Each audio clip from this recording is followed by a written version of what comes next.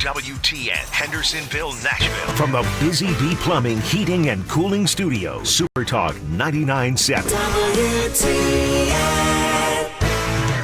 Good morning, 5 o'clock, and I'm Joan Jones with your top stories, and we're beginning the day in the bitter cold again today. We're 31 degrees right now. But this sounds pretty promising about our forecast. Not as bad as it's been over the last couple of days. Yeah, we'll top it off in the 40s today. Stefano's forecast coming up right after the news. NES reports 27,000 customers are still in the dark this morning. They are the only utilities still reporting any outages. Tennessee U.S. Senator Marsha Blackburn is demanding answers after the Tennessee Stars investigation found NES under the leadership of DEI supporting CEO Teresa Broyles-Applin cut vegetation management services by more than $7 million in 2024 to leave to a level that was far below the national average. The death toll from the winter storm in Tennessee has risen to 23. 3 of those make that nationwide. 3 of those deaths are in Davidson County. Police in Mount Juliet responding to calls of gunfire at the Cedar Creek Marina on Friday night. That's where they discovered somebody had been shot and injured, but they were still looking for the suspect. Channel 4's Amber Giant reports, and she picks it up from there. The suspect then barricaded himself on a boat.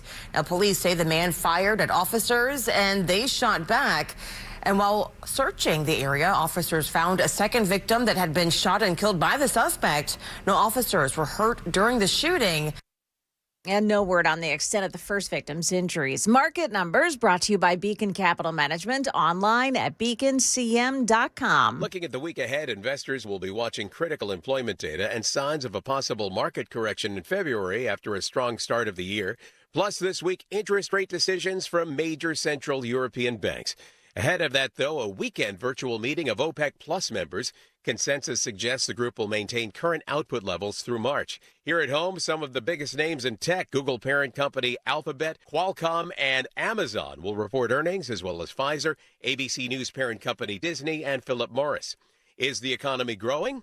We'll get Manufacturing Purchase Managers Index data for January on Monday, and then Services PMI data on Wednesday. And while President Trump has named the next Fed chair, Jerome Powell is still in charge, and he and the rest of the governors of the central bank will be looking ahead to Friday's January jobs report. The street is baking in an unemployment rate of around 4.3% with 63,000 new jobs. Dave Packer, ABC News. The futures are pointing down this morning with Dow futures minus 132. The NASDAQ futures falling 255. S&P futures are down 47. That's the latest news. We've got your traffic and weather coming up. I'm Joan Jones, WTN News.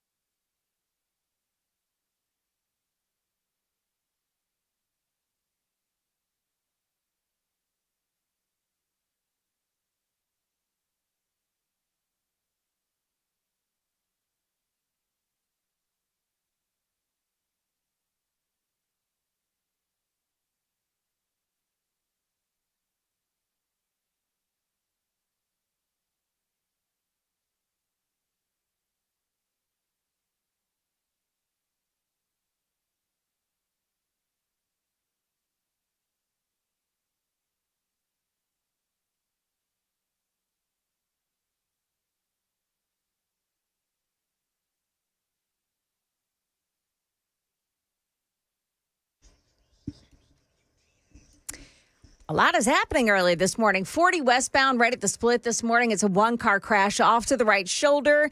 That's right at the I-40 westbound at the I-24-40 east split. Metro Center on 65 south at Rosa Parks Boulevard. Watch for a crash there.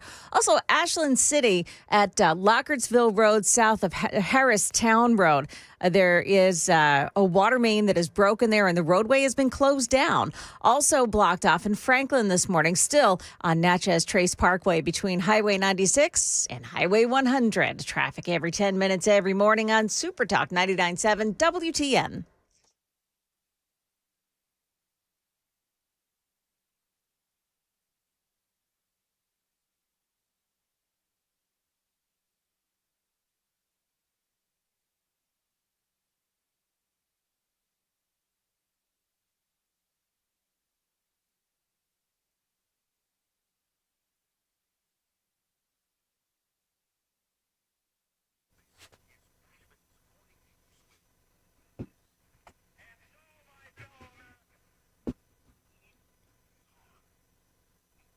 Well, good morning, everybody. It is 6 minutes past the hour of 5 o'clock on Super Talk 99.7. I am not Dan Mandis. I'm Brian Wilson. Dan will be back tomorrow, and I'll be here all the way till 9 o'clock this morning.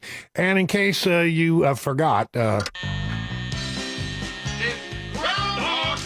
right. It's Groundhog Day. And, for those of you who, when you want a long-range winter forecast, you want to turn to a rodent. That's probably, the place you might go there. So, I mean, we'll hit that a little bit later because we got so much serious stuff to talk about here today. We got to get right to it. On this second day of February, it is right now 26 degrees outside. And there are some 27,280 people who are customers of NES that are still 8 days after the storm without power. And that's bad. I mean, I thought maybe 4 or 5 days. I never imagined that it will probably go 10 or 12 days before everybody gets their power restored. It's ridiculous. And finally, our elected leaders are getting angry about this. Here is, I think, probably the most interesting thing that I've heard said by an elected leader in Nashville with regard to the storm. It comes from Council Member at Large Joyce Stiles, who is also, by the way, running for the office of mayor, talking about, how unprepared NES seemed to be for this storm compared to other utilities. Take a listen. Sadly, they made several requests of upper management to have additional hands, and they were refused. North Carolina requested 18,000 linemen. Atlanta called in 10,000. And Louisville called in 5,000. How many did we have ready to go on Sunday? 160. That is ridiculous. Yeah, that is ridiculous. Thousands, some of the other major metropolitan areas saw what was coming and they prepared. They did everything they could to be ready for the storm. And we seem to be woefully unprepared. Other metropolitan areas had thousands of crews standing by. We had 160. Certainly not enough to meet the need. Every major metropolitan area in the region knew there was going to be a problem, made the preparations, and we just didn't. Mayor Freddie O'Connell. I've been clear this week with NES that Nashvillians need a full idea of when and where power is being restored and how long it will take to be fully back up. And we are finally starting to get this information. NES officials now estimate that 85% of their customers will have power restored by the end of tomorrow. Wow. NES believes 90% will be restored by Tuesday, February 3rd. Tomorrow. And 99% by Sunday, February 8th. I've been in touch with the NES board chair. We are looking at all of the options. We'll probably have more to share on this early this week. We're still right now focused on all the response efforts. But as our office opens again for just standard business on Monday, I expect we will have more to share about the accountability process. Well, I hope that they hold NES to the feet to the fire here. It sounds like elected officials are getting an earful, and they in turn are turning on NES and putting on the pressure. I think there's going to be another meeting today between NES officials and the mayor's office, if I've read this correctly. But I mean, it's ridiculous that they did not see what, I mean, everyone knew it could get bad. There was no surprise about what this storm, the potential of this storm. The forecasters, I mean, sure, they started out with a 10-day forecast that said we're going to get 25 inches of snow.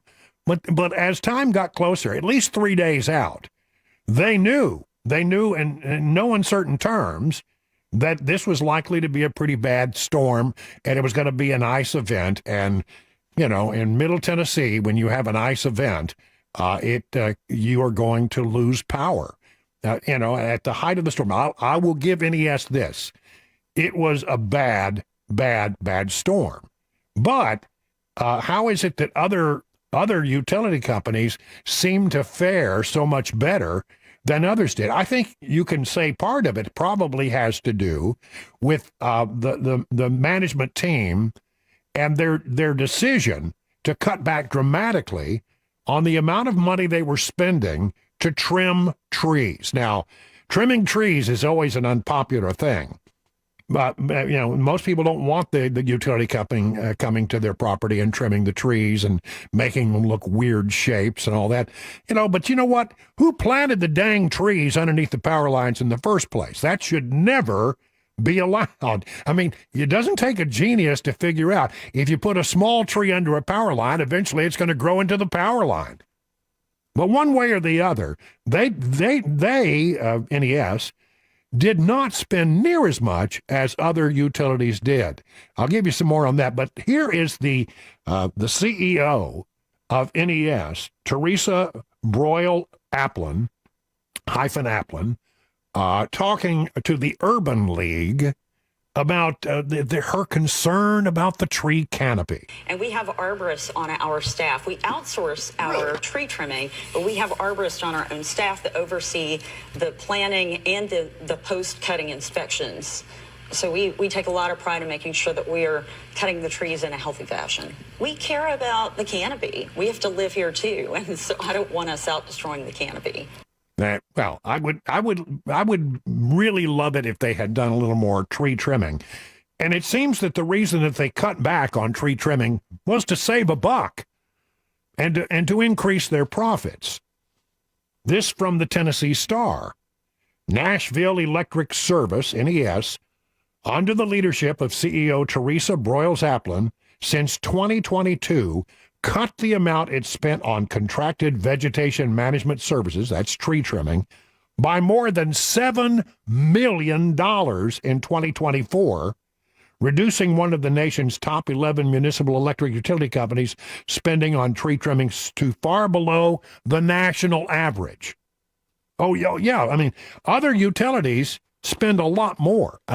Here we go. NES cut its spending on contracted tree and grass trimming services by about $7.4 million in total, reducing it from $21.3 million in 23 and $13.9 million in 2024. NES spent a little more than $30 per customer on tree trimming in 2025. This was, for example, much less than the comparably sized Memphis Light and Gas Water, which has about 420,000 customers, about the same size. They spent $35 million on tree trimming in 2025. $35 million compared to Nashville's $7.4. Something is wrong there.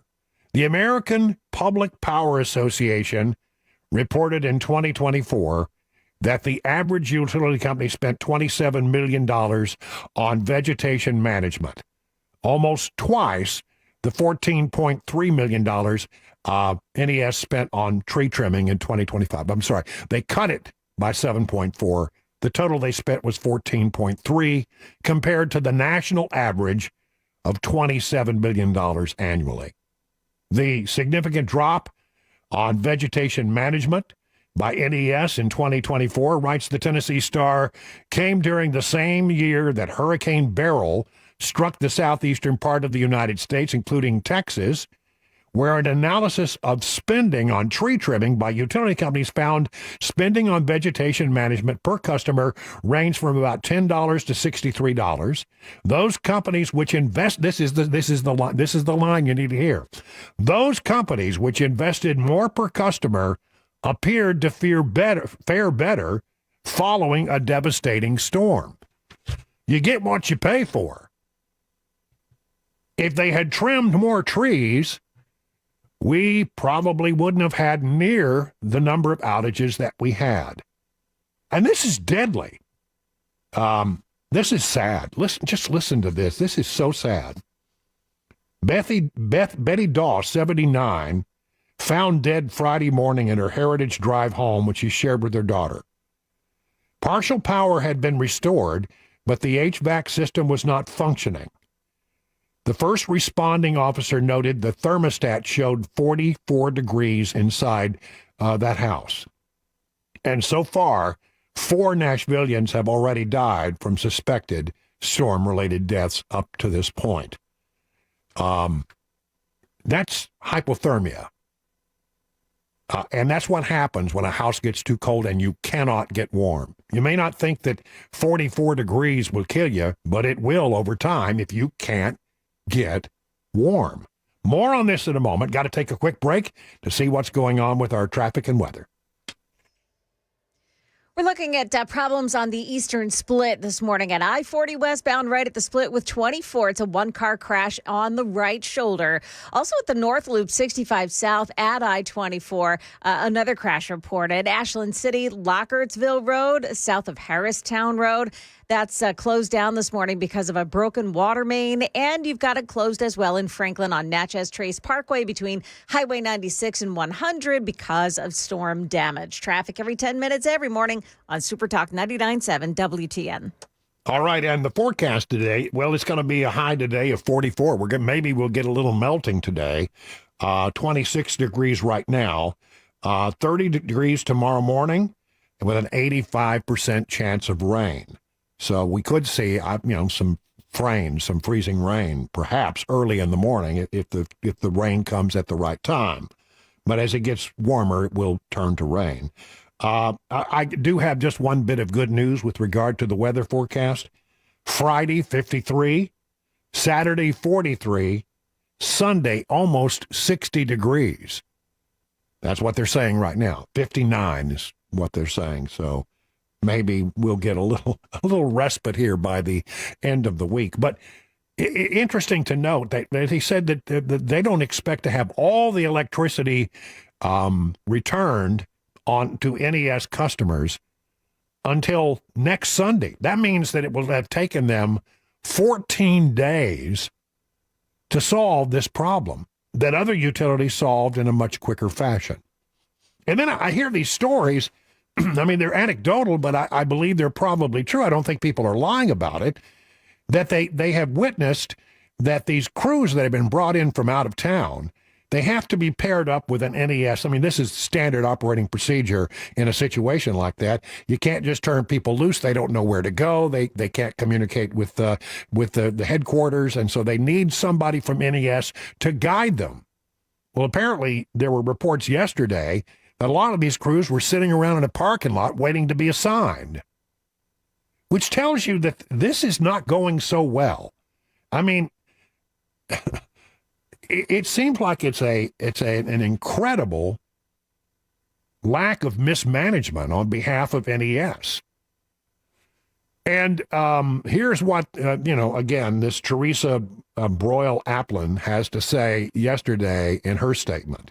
Progress has been made with power restored to 80% of our customers who had outages. We had to do a street-by-street review to understand the impact of down lines and poles and what it would take to bring each area back.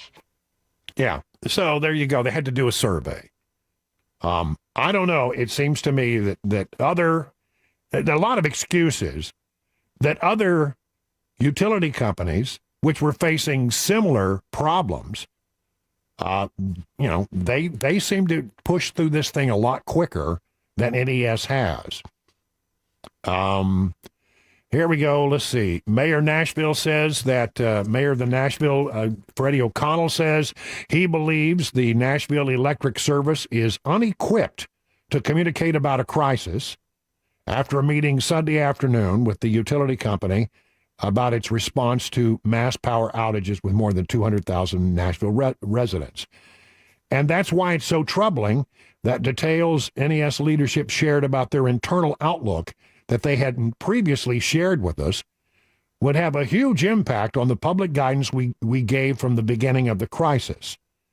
In other words, they weren't getting good information. Here's the timeline. 9,915 customer outages is where they expect to be on February 5th, and 4,000 outages by February 7th, and then hopefully everybody by the 8th, or almost everybody. Here's the mayor's statement in more detail. Today, I and members of the mayor's office staff met with NES leadership to reiterate neither the pace of power restoration nor the communication surrounding has met my expectation nor those of Nashvillians. What I learned today is that NES is unequipped to communicate about a crisis, and Nashvillians can't get the last week back, nights huddled under blankets, unplanned shelter or hotel stays, that the uncertainty and fear of not knowing what is happening and how long it's going to take to simply return home. And that's why it's so troubling that details NES leadership shared about their internal outlook that they hadn't previously shared with us would have had a huge impact on the public guidance we gave from the beginning. In other words, if they had come forward and told the truth, the whole truth, and nothing but the truth about how bad this was going to be, people could have made better decisions. You might even argue that some people's lives might have been spared. So, look, we're not over this thing yet. And sadly, I hate to say it, but if past his prologue, you're probably going to have more people die from this thing. And I think, by the way, their families have a pretty good lawsuit against NES. It'll be interesting to see how that develops. It is now 22 minutes past the hour of 5 o'clock on Super Talk 99.7 WTN. And coming up, we'll tell you who's calling the NES storm response a national embarrassment. Also, police discover a biolab in a Las Vegas home. It's all coming up at 5:30 on Super Talk 99.7 WTN.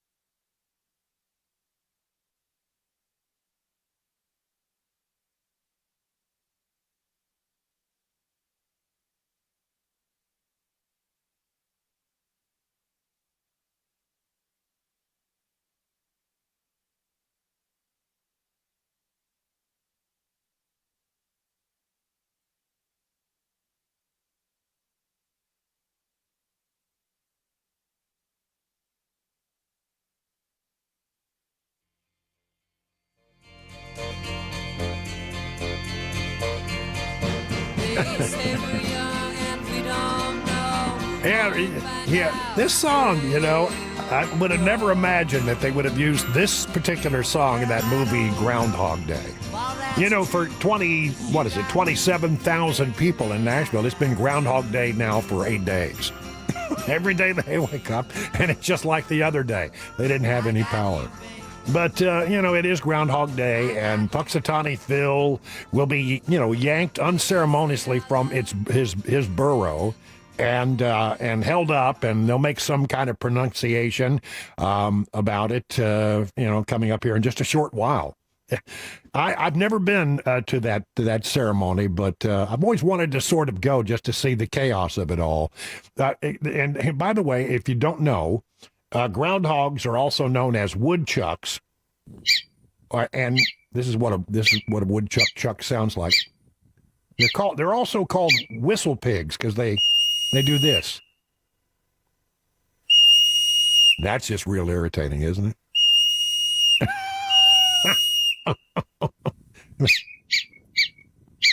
All right, before you turn off the radio, I better stop that. But it's a serious thing, and the movie has really changed the whole thing.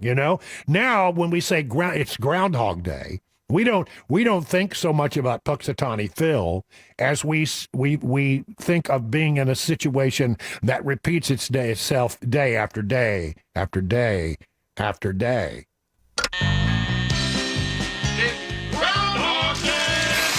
Groundhog time. 1,000 people freezing their butts off waiting to worship a rat. Man Ryerson, I did the whistling belly button trick at the high school talent show. Bing! Bang! But Phil's about to find out. He's not just stuck in Punxsutawney. Will you be checking out today, Mr. Connors? Chance of departure today, 100%. He's stuck in Groundhog Day. What did you do today? Oh, same old, same old. Well, there you go.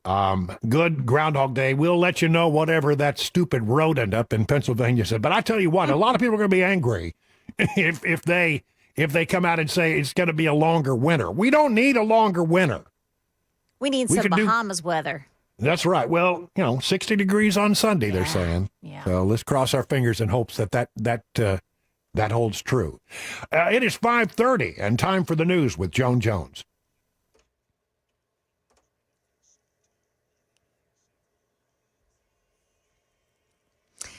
Good morning. It is 5:30, and I'm Joan Jones with your top stories. And yeah, we're starting the day in the freezing cold again today, but there are 40s and 50s, and like Brian said, a touch of even a 60s in the forecast for the coming days. You'll want to hear Stefano's forecast coming up right after the news. NES reporting about 27,000 customers still have no power today. But it's now estimating that 90% of customers will be restored by tomorrow, 99% by Sunday. Meantime, Metro Council member Joy Stiles calling NES's storm response a national embarrassment. I could not sit here for one more day and wait for someone to say, I'm sorry, we'll do better. We let you down. So I'm doing that today. And I promise you that change is coming. Because it has to. NES is now posting estimated restoration times based on zip codes on its website. You can check it out at NES.com and click on outages. Other news, we expect to learn more today about a possible illegal biological lab found in a Las Vegas neighborhood over the weekend. Here's ABC's Alex Stone. According to law enforcement sources, it began as a code violation call, and when it was determined a potential biological lab was inside the home, then the Joint Terrorism Task Force took over. Las Vegas Sheriff Kevin McMahill. Including refrigerators with vials containing unknown liquids. The owner of the property has been in jail since 2023 for a California case in which he allegedly had an illegal biolab making unauthorized COVID tests. Back then in the building were allegedly samples of potential pathogens labeled as being HIV, malaria, tuberculosis, COVID, and even Ebola. Alex Stone, ABC News. House Speaker Mike Johnson believing he has the votes to end the partial government shutdown that began on Friday at midnight, with the House set to take up a Senate-approved spending package. He also says he doesn't expect to get Democrats to help fast-track that measure. That's the latest news. We've got traffic and weather ahead. I'm Joan Jones, WTN News.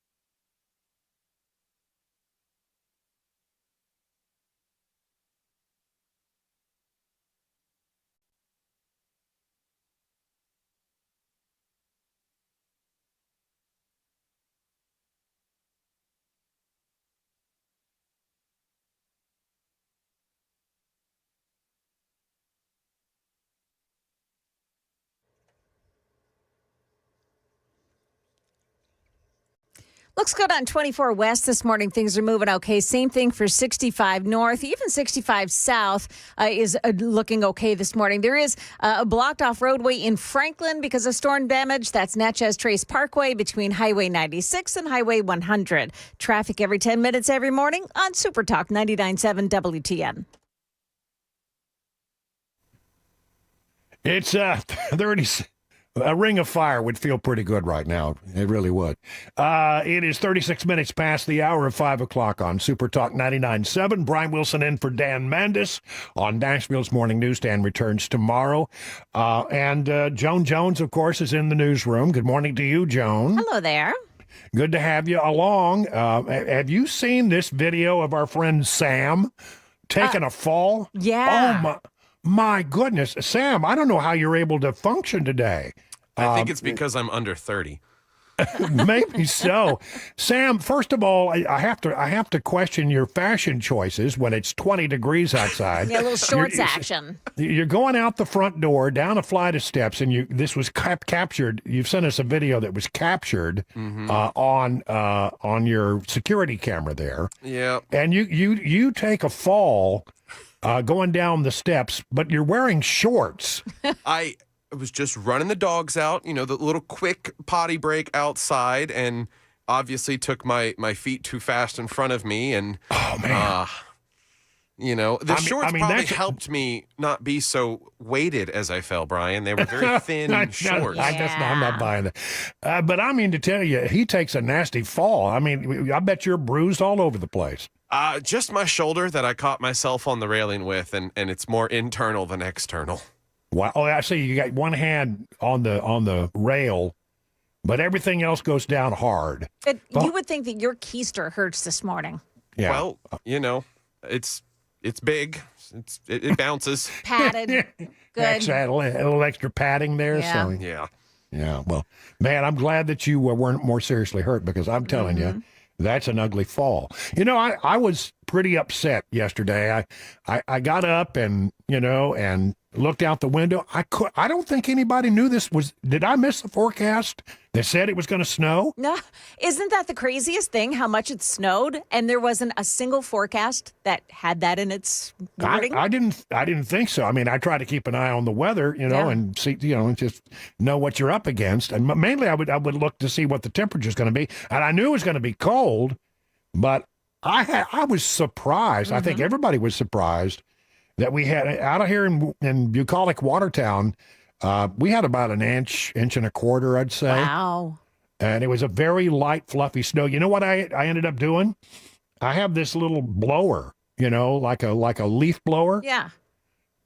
I went out there. It was so light and fluffy that I was able to clear off a portion of my drive and all my front sidewalk with a leaf blower. That's awesome. Yeah, I didn't have to shovel or anything. It was great. I just ran out there and it was all done in about a minute. We had to take a quick ride out to Sparta to pick something up, and I felt like we got stuck in a blizzard. It was just coming at us.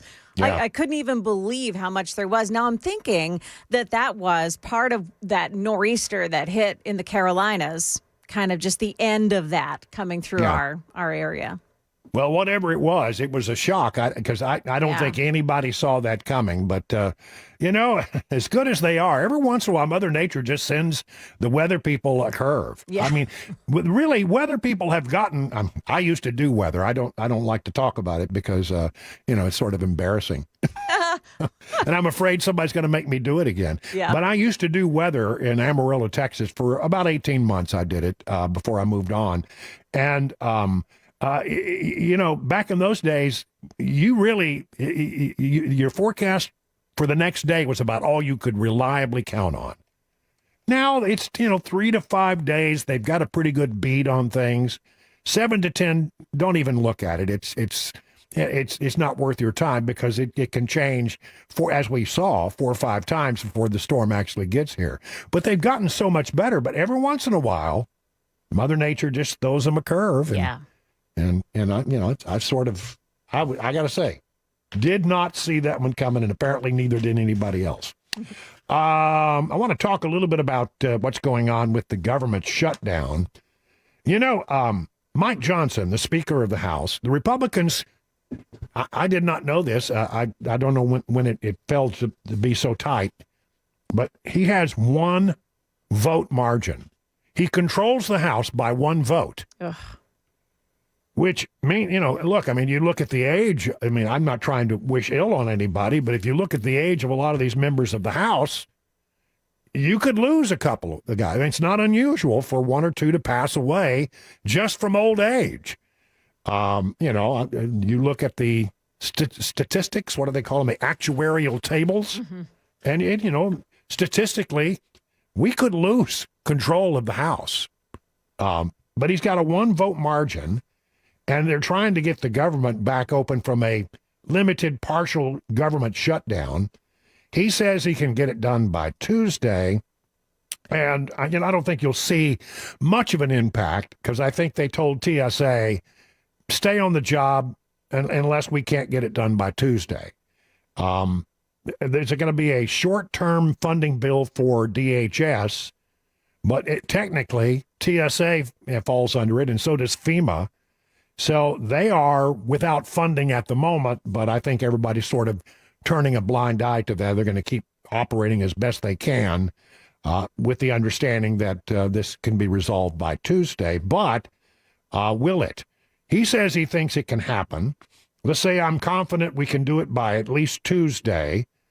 The U.S. government partially shut down, according to CNBC, on Saturday morning after Congress failed to approve a spending package and send it to President Trump by January 30th. A lot of the bills did get passed, and they're okay, but they have to sign off because the Senate changed what they're doing about DHS. The House has to come back in to sort of put its stamp on it, and the question is, will they do it? Democrats are demanding changes, and they could throw up a bunch of trouble, but I think Democrats are sort of split up the middle about whether or not they want to fight this short-term spending deal or just, live to fight another day. So the House is set to begin taking up the bill on Monday. House Rules Committee scheduled to meet on Monday, the first step in that process.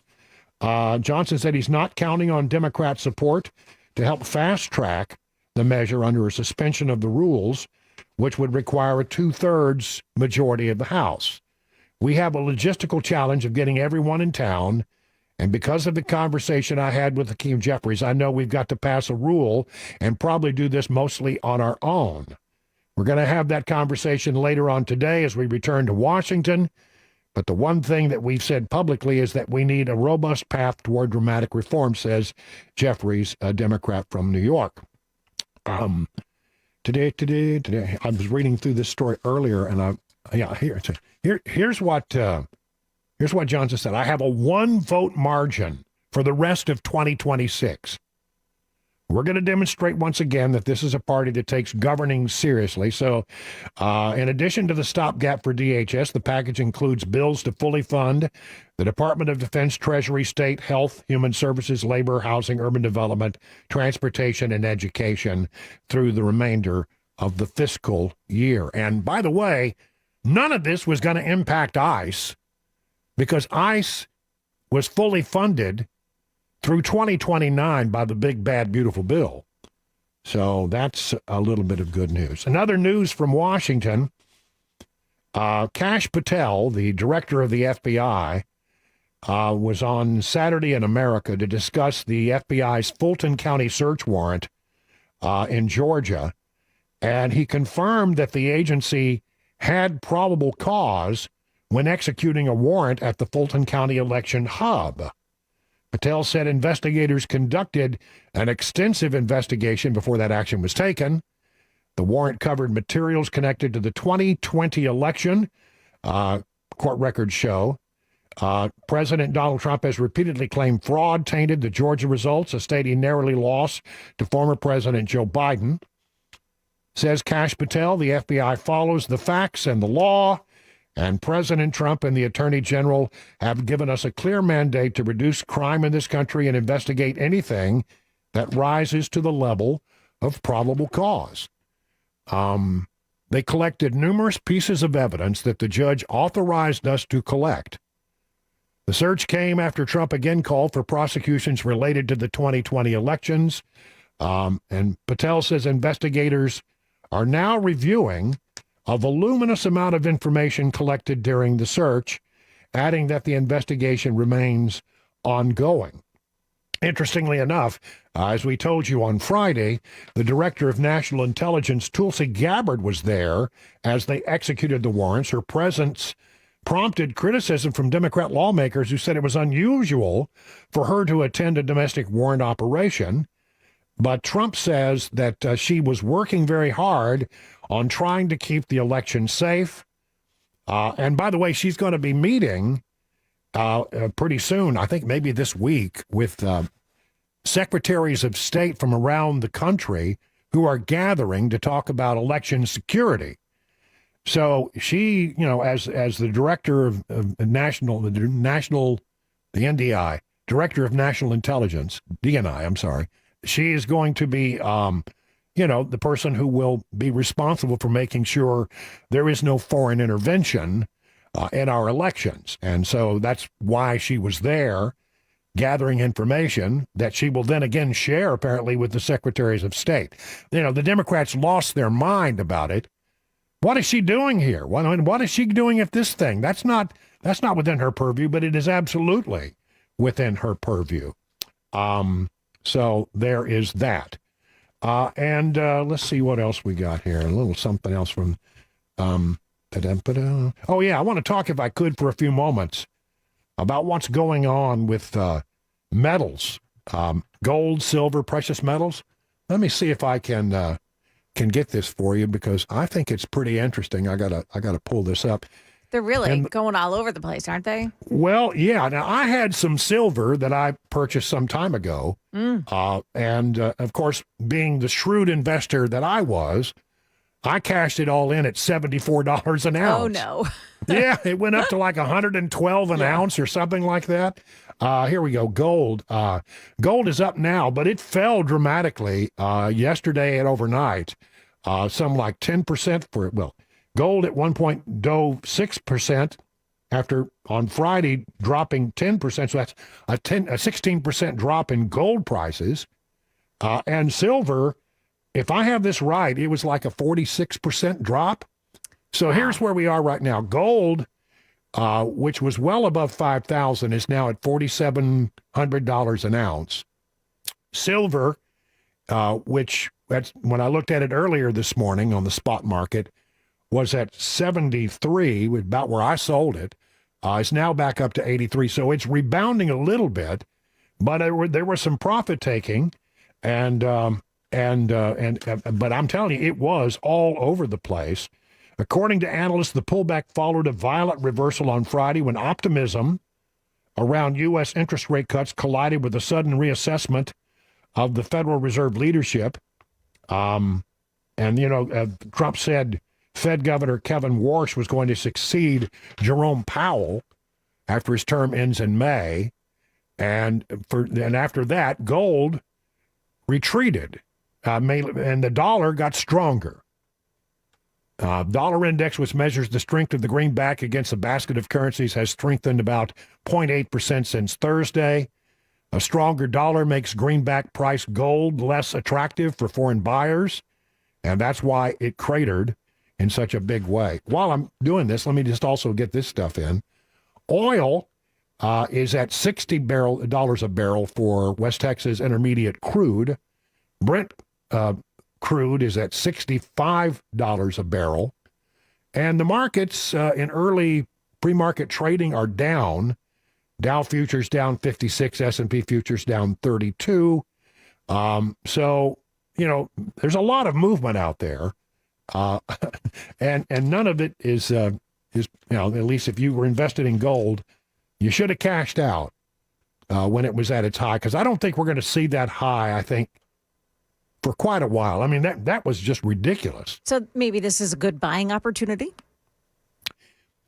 Well, I am not the person to make that judgment. I mean, I'm really not that much of an expert. Obviously, I didn't make a good decision about cashing out my silver I made about $1,000 mistake. Wow. I didn't have much, but I had some.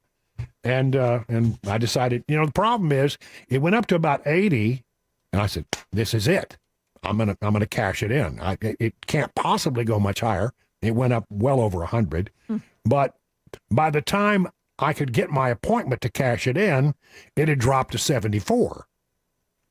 So I went ahead and cashed it out, thought, well, maybe it's coming back down. And then it did a rally, ran up well over 112. Shrewd investor me? No, I'm not, apparently. But anyway, 52 minutes now past the hour of 5 o'clock on Super Talk 99.7 WTN.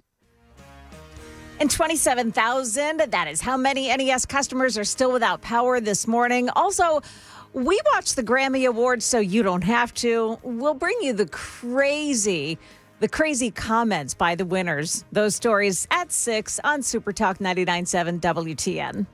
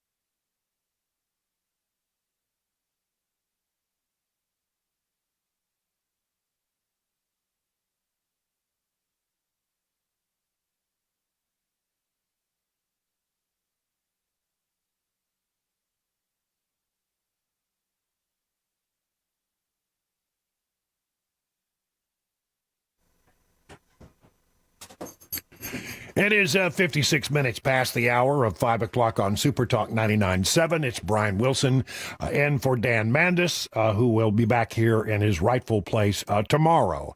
I was today years old when I discovered that there is a film of the JFK assassination that I didn't know anything about. I mean, we all know about the Zapruder film. You know, everybody has heard of Zapruder film.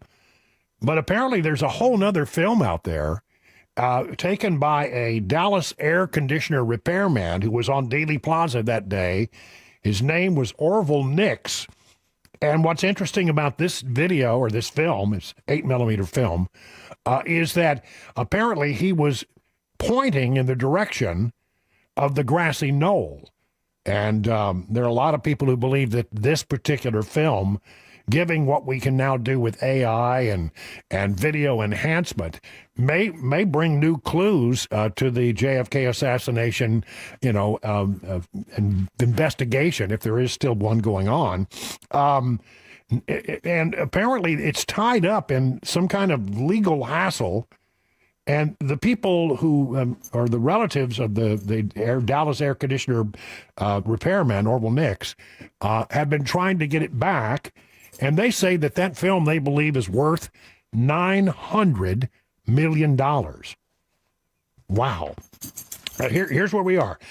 Nix died in 1972. His granddaughter picked up from the late dad the legal war to recover his film, which she is convinced is worth more than $900 million, as it may hold the key to exposing one of history's biggest cover-ups. Now, a federal judge has ruled the battle over the film can go forward, and the footage may finally see the light of day. Unlike the famous Zapruder film showing the moment President Kennedy was shot in the head, Nix's camera was pointed at the infamous grassy knoll, the exact spot where many witnesses thought shots originated. Conspiracy theorists have long believed a second gunman was hiding behind a fence on the knoll.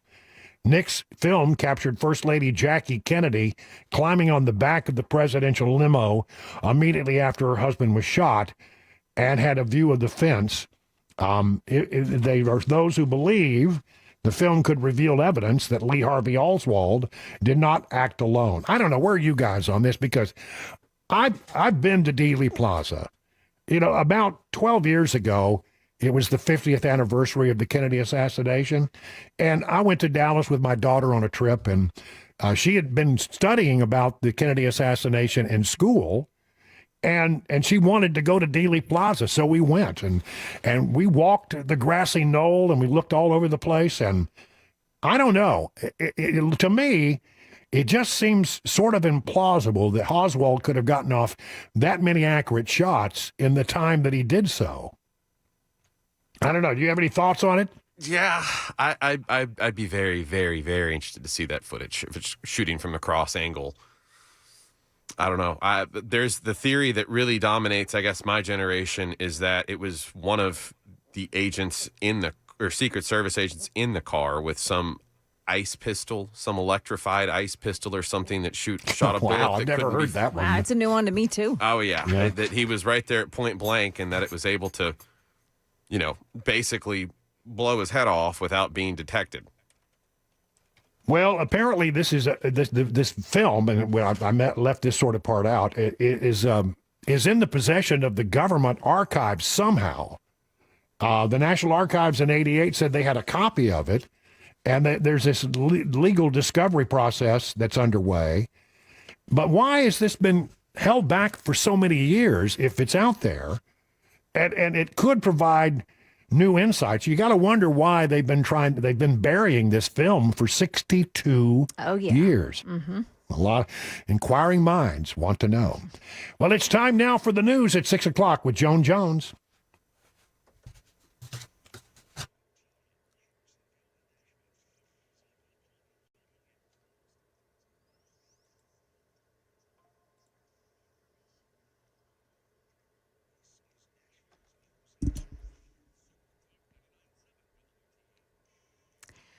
Good morning. I'm Joan Jones with your top stories, and I have some welcome words from Stefano for you this morning. Warmer weather coming to Middle Tennessee and Southern Kentucky as we really see some more consistent warmth. Yeah, stick around for his forecast. It's coming up right after the news. Under pressure from an angry public and a rising death toll, NES says it's bringing on 500 more linemen within the next couple of days to hurry up the restoration process. NES still has 27,000 customers without power this morning. That's down from $230,000 at the height of the storm. The utility has a new residential outage tracker on its website, but News 2 tested it with one of the viewers who has no power. The website listed that customer as having no outage. The Grammys were awarded last night. It was an event filled with illegal immigrant speech from the likes of Bad Bunny. I want to dedicate this award to all the people that had to leave their homeland, their country, to follow their dreams. Also from Billie Eilish. No one is illegal on stolen land. And even someone from another country. Here as a granddaughter of an immigrant. I wouldn't be here. I'm a product of bravery, and I think those people deserve to be celebrated. However, it was Jelly Roll who stole the show last night. I know they're going to try to kick me off here, so just let me try to get this out. First of all, Jesus, I hear you, and I'm listening, Lord. I am listening, Lord. Second of all, I want to thank my beautiful wife. I would have never changed my life without you. I'd have ended up dead or in jail. I'd have killed myself if it wasn't for you and Jesus. I thank you for that. Yeah, show host Trevor Noah trashed Nicki Minaj for her appearance at the White House this week. Market numbers now brought to you by Beacon Capital Management, online at beaconcm.com. Stock futures were lower to start a busy week for earnings reports. Amazon, Alphabet, and ABC parent Disney are among 100 S&P 500 companies set to open their books this week. Friday saw losses for the major indexes, including a 1% drop for the Nasdaq. Gold and silver prices likewise continue their plunge as investors took profits from the historic highs that precious metals had reached just days earlier. Spot gold lost 5% overnight to $46.16 per ounce.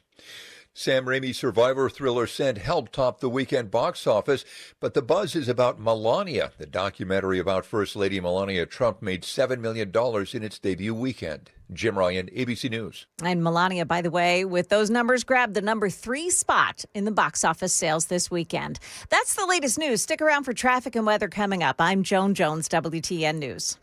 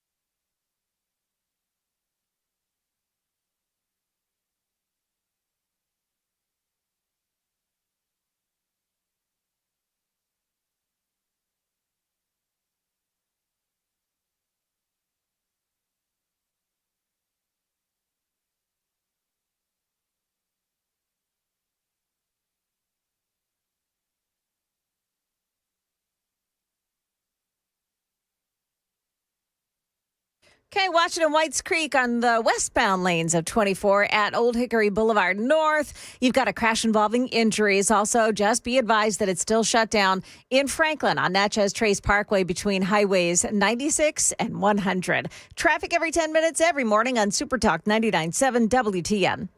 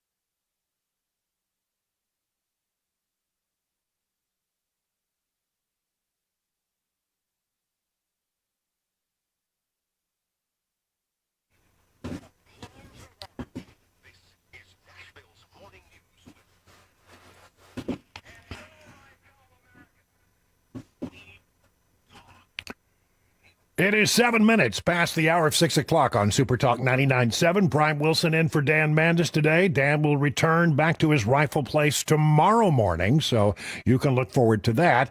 While we're here, I'm going to talk a lot about what's going on in Minnesota, but let me give you just the quick headlines about where we are with regard to the attempt to return power to NES customers. There are still 27,280 people without power in NES service area. 27,000. I found out an interesting statistic. In the entire state of Tennessee, there are 29,200 people without power. But 27,000 of the 29,000 are in NES service area. We're not alone, though. It's bad down in Mississippi as well. There's still some 50,000 people in the Oxford area who don't have power as yet. I mean, we got it bad, they got it bad, but I'm telling you, it's a mess. And we'll go back into all the latest about where things are and what the elected officials are saying and everything you need to know about the power in our 7 o'clock hour in case you missed it in the 5 o'clock hour. We'll hit it again. I'd like to talk right now about ICE and Minnesota and all of that nonsense. But let me start in Los Angeles, of all places. This is an interesting story. And this is emblematic, I think, of how crazy these protests have become. This is from Fox 11. This is the Fox affiliate in L.A. And apparently, a bunch of protesters showed up because they heard that there were some ICE officials having lunch or dinner at a restaurant in L.A. Turned out they were completely wrong. Well, this appears to be a case of mistaken identity. Some TSA officers were eating dinner here. Someone thought they were ICE, and then the crowd showed up. Whistles and horns blaring of anger in Wynwood. From ICE. A crowd of anti-ICE protesters swarming a restaurant after reports that off-duty ICE agents were inside. But law enforcement sources tell Fox 11 this may be a case of mistaken identity. The agents weren't ICE, but instead TSA officers eating dinner. ICE. LA County Sheriff's deputies called in for crowd control, eventually calming the situation. Talk to y'all about what happened? Oh, sure. Who are you guys with? We're with them at Channel 11.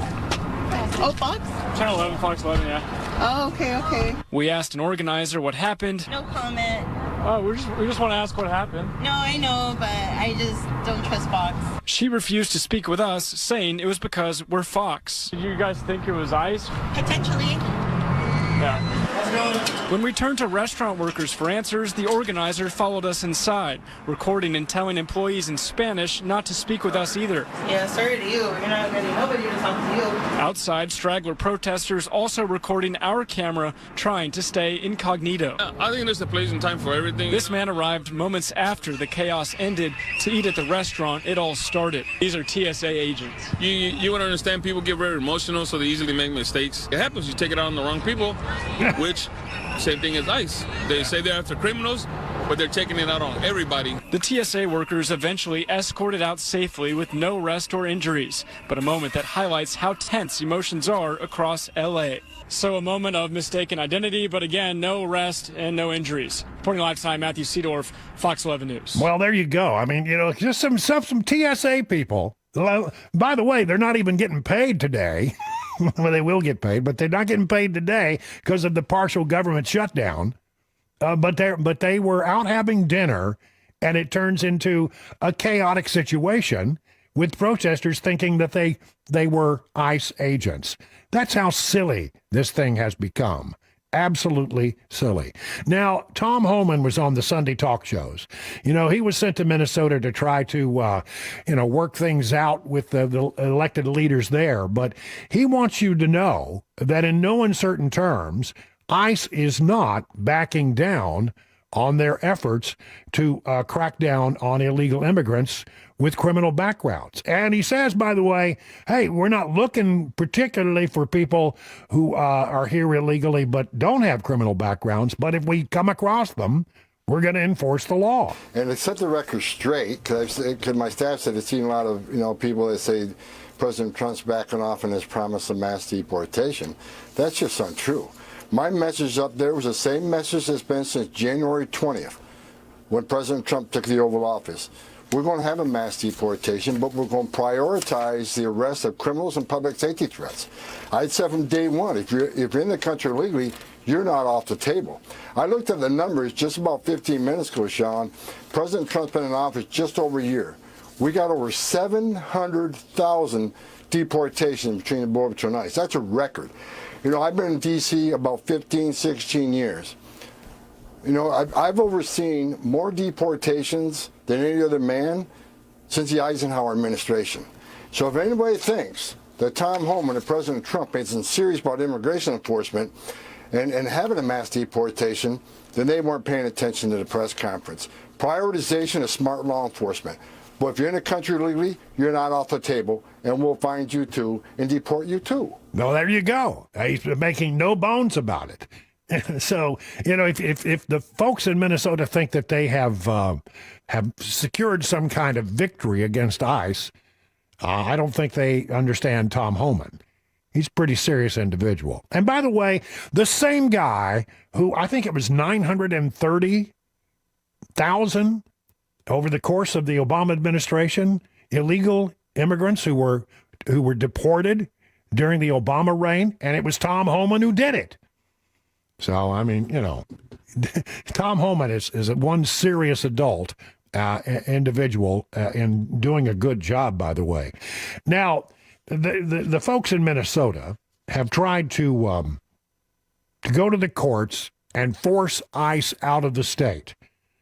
And apparently a Biden judge, a federal judge appointed by Joe Biden, has rejected that request. Anthony Iafrate, I believe.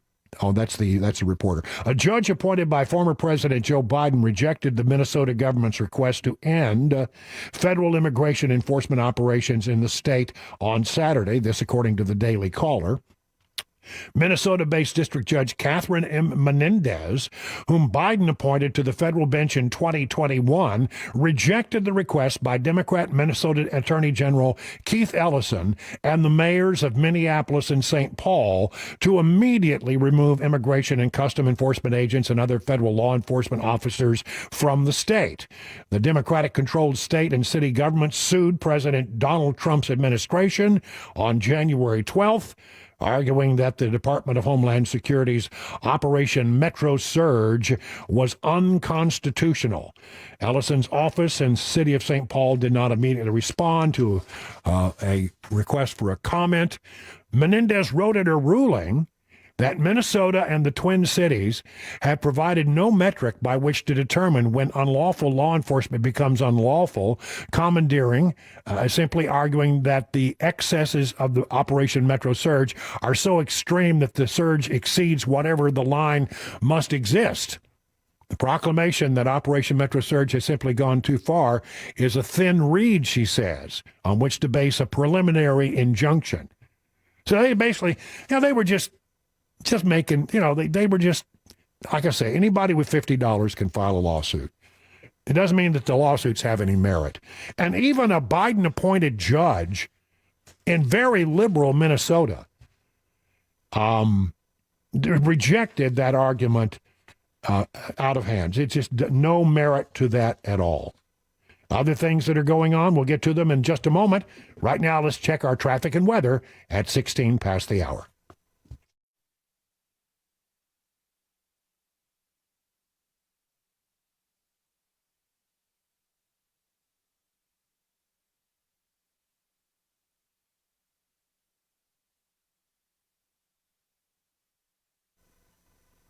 And the forecast calls for a high today of nearly 44 degrees.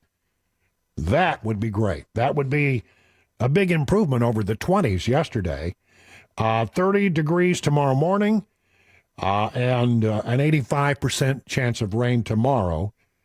But as you heard earlier, excuse me, the long-range forecast is looking positive.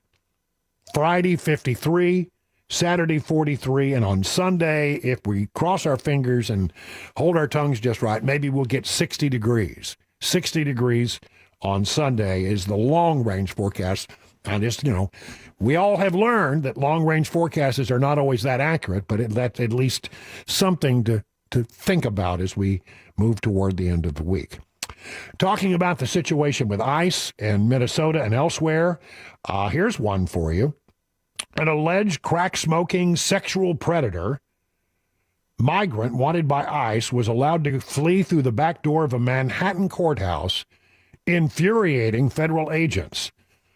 Gerardo Miguel Mora, age 45, was arrested Thursday for shoplifting and possession of stolen property after allegedly snatching $130 in items from an H&M display case in Midtown that day.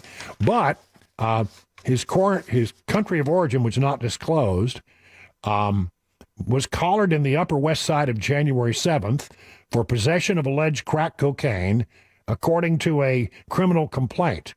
In 2011, Mora was busted for attempted rape and strangulation after he allegedly followed a 21-year-old woman home in Midtown, choked her, tried to remove her clothes.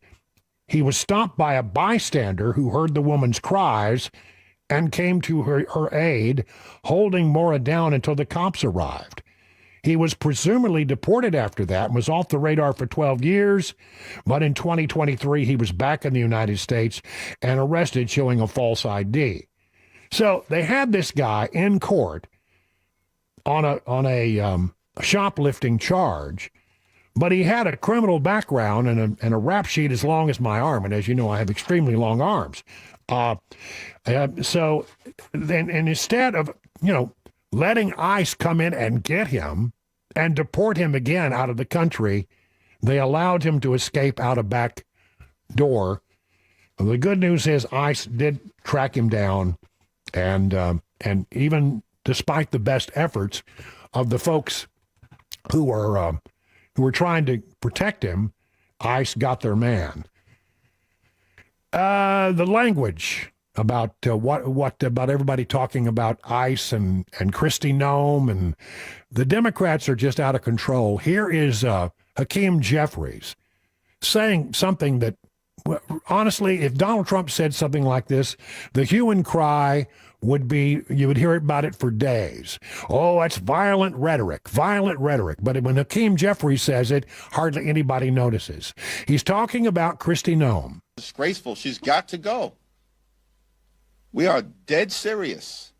She needs to be put on ice permanently. Now, I don't know about you, but when you say put somebody on ice, that's a suggestion that you'd like that person to be dead, I believe. So, my goodness. She's got to go. Just before and by that. the way, she's not the only one. Sorry, Joan, what were you trying to say? Right before that, he said he's dead serious. Yeah, I know. She's got to be put on ice permanently. I mean, my goodness. Is he auditioning for a Sopranos reboot? Yeah. We are dead serious. She needs to be put on ice permanently. Permanently? Yikes. Yeah. Now, if Donald Trump had said that, can you imagine the hue and cry? They'd be out of their minds. Yeah. Oh, they would lose their minds. Yeah. They absolutely would lose their minds. As long as we're talking about all this, let's see what else I've got. Oh, yeah, this is pretty interesting. It's an editorial in the New York Post about Don Lemon, who, was arrested last Friday, and for that incident that occurred at City's Church in St. Paul. Arrested in Los Angeles, the ex-CNN anchor has been charged after the shameful incident in St. Paul, where a group of anti-ICE lunatics interrupted Sunday service. Lemon faces charges of conspiracy and interfering with the First Amendment right of worshipers. You see, everybody is talking about First Amendment rights, First Amendment. He's a journalist. He has First Amendment rights. You know who else had First Amendment rights? The parishioners of that church. The people who were in that church that day, who were there to worship God and exercise their right to religious freedom, they were prevented from doing that. Nobody talks about that. That's not allowed under the law, and we have many laws that they could apply here.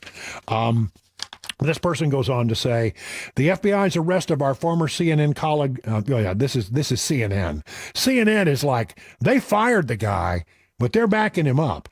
The FBI's arrest of our former CNN colleague Don Lemon raises profoundly concerning questions about press freedom and the First Amendment, CNN said in a statement. You've had scholars and celebrities all on board, but really, when you think about it, he's the question that they're asking here is, was he a journalist or was he an agitator? I think you could make a pretty good case that he was not there just as an observer of the situation, which is what a journalist does, but was there and actively arguing with people about their positions with regard to ICE. Anyway, this editorial goes on to say, too bad most of these have lost their meaning and their sting since the left throws them around with impunity. But a free press, well, that still means something, thankfully. The First Amendment is sacred, but it doesn't guarantee freedom of the press. It doesn't just guarantee freedom of the press, it also promises the right of people to worship freely. That's exactly what I've been saying since this whole thing went down. Lemon has acted like a journalist press badge is a force field that provides all kinds of immunity. He is most definitely guilty of being an utter tool and a victimhood enthusiast, regularly crying that any criticism of him is because he is black and gay. But did he conspire with the rabid anti-ICE agitators who burst into City's church earlier this month, shattering peaceful Sunday services? He certainly seemed gleeful as he embedded with the so-called resistance. I can't tell you exactly what they're doing, he said, introducing the head of the group. He greeted her with a giant kiss on the cheek. Then he said he was turning the camera off because they're giving me some critical information. But there we go. And there they went, storming into the church, screaming ICE out, yelling in churchgoers' faces, allegedly blocking parents from reaching their children in classrooms and reducing frightened children to tears. They chose the church because there were rumors, like the rumor in L.A., that someone high up at the church was potentially, maybe, affiliated with ICE. They went there not knowing for sure. Well, we just heard. I hope this guy does some time in the Gray Bar Hotel. I really do. He had no business acting as a agitator and then hiding behind the First Amendment privileges of a journalist. 24 past the hour. And coming up, the illegal immigrant who the media now calls the Minneapolis dad. He gets sprung from a detention facility. That's coming up here at 6:30 on Super Talk 99.7 WTN.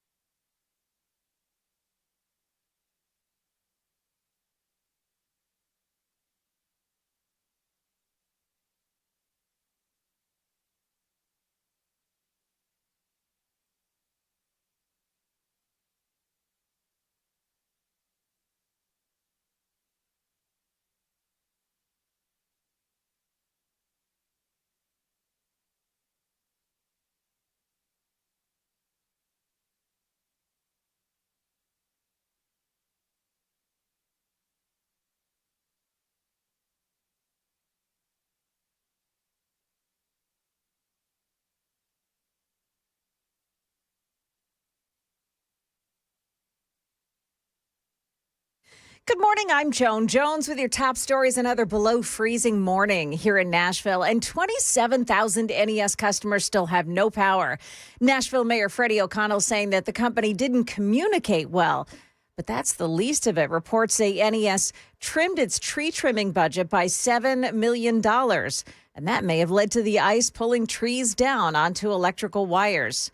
Here's Channel 4's Steve Mailing on how Nashvillians are getting by right now. Just ask the Hilberts on Warfield Drive. Their story echoes how Nashvillians have weathered the cold. We started here for 2 days, and then we were fortunate to go in a friend's apartment for 2 days.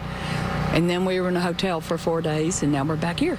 The Nashville natives rely now on their fireplace. Just keep bringing in firewood. No. And now we have plenty of it. And about 15 minutes away, the power's on. There's water. But new issues arise. The main thing we don't have is water. Our water was shut down due to pipes bursting. Louis Crespo's apartment is warm now, but for the 6 days he was without power, a different story. Yeah, he had no water. NES, meantime, says it will not have every customer's power restored until next weekend. Adrian Ramos, the illegal immigrant who abandoned his 5-year-old son when ICE closed in on him in Minneapolis, is now back in Minnesota after a judge's ruling. The Trump administration saying Liam's father is an illegal alien from Ecuador who tried to flee and abandon his son. Officials say they tried to hand Liam over to other family members, but they refused. But advocates for the family say they've followed the legal steps to seek asylum. And Liam's father says he would never abandon his son and only moved a few feet away from him to try to get help. Deputy Attorney General Todd Blanche says the administration will now appeal their release. That's ABC's Lionel Moise. That is the latest news. We've got your traffic and weather ahead. I'm Joan Jones, WTN News.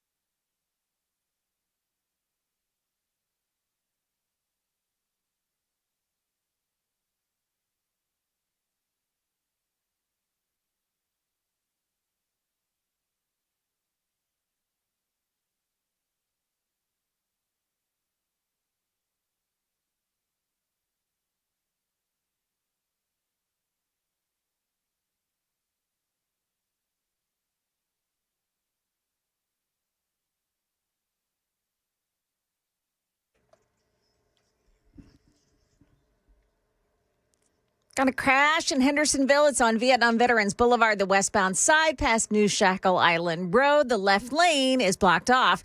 Clarksville Pike in Joelton. There's a crash at Old Clarksville Pike. And then traveling 40 eastbound in Trucker Crossroads this morning. There's an accident. The left lane blocked off just past Linwood Road. Traffic every 10 minutes every morning on Super Talk 99.7 WTN.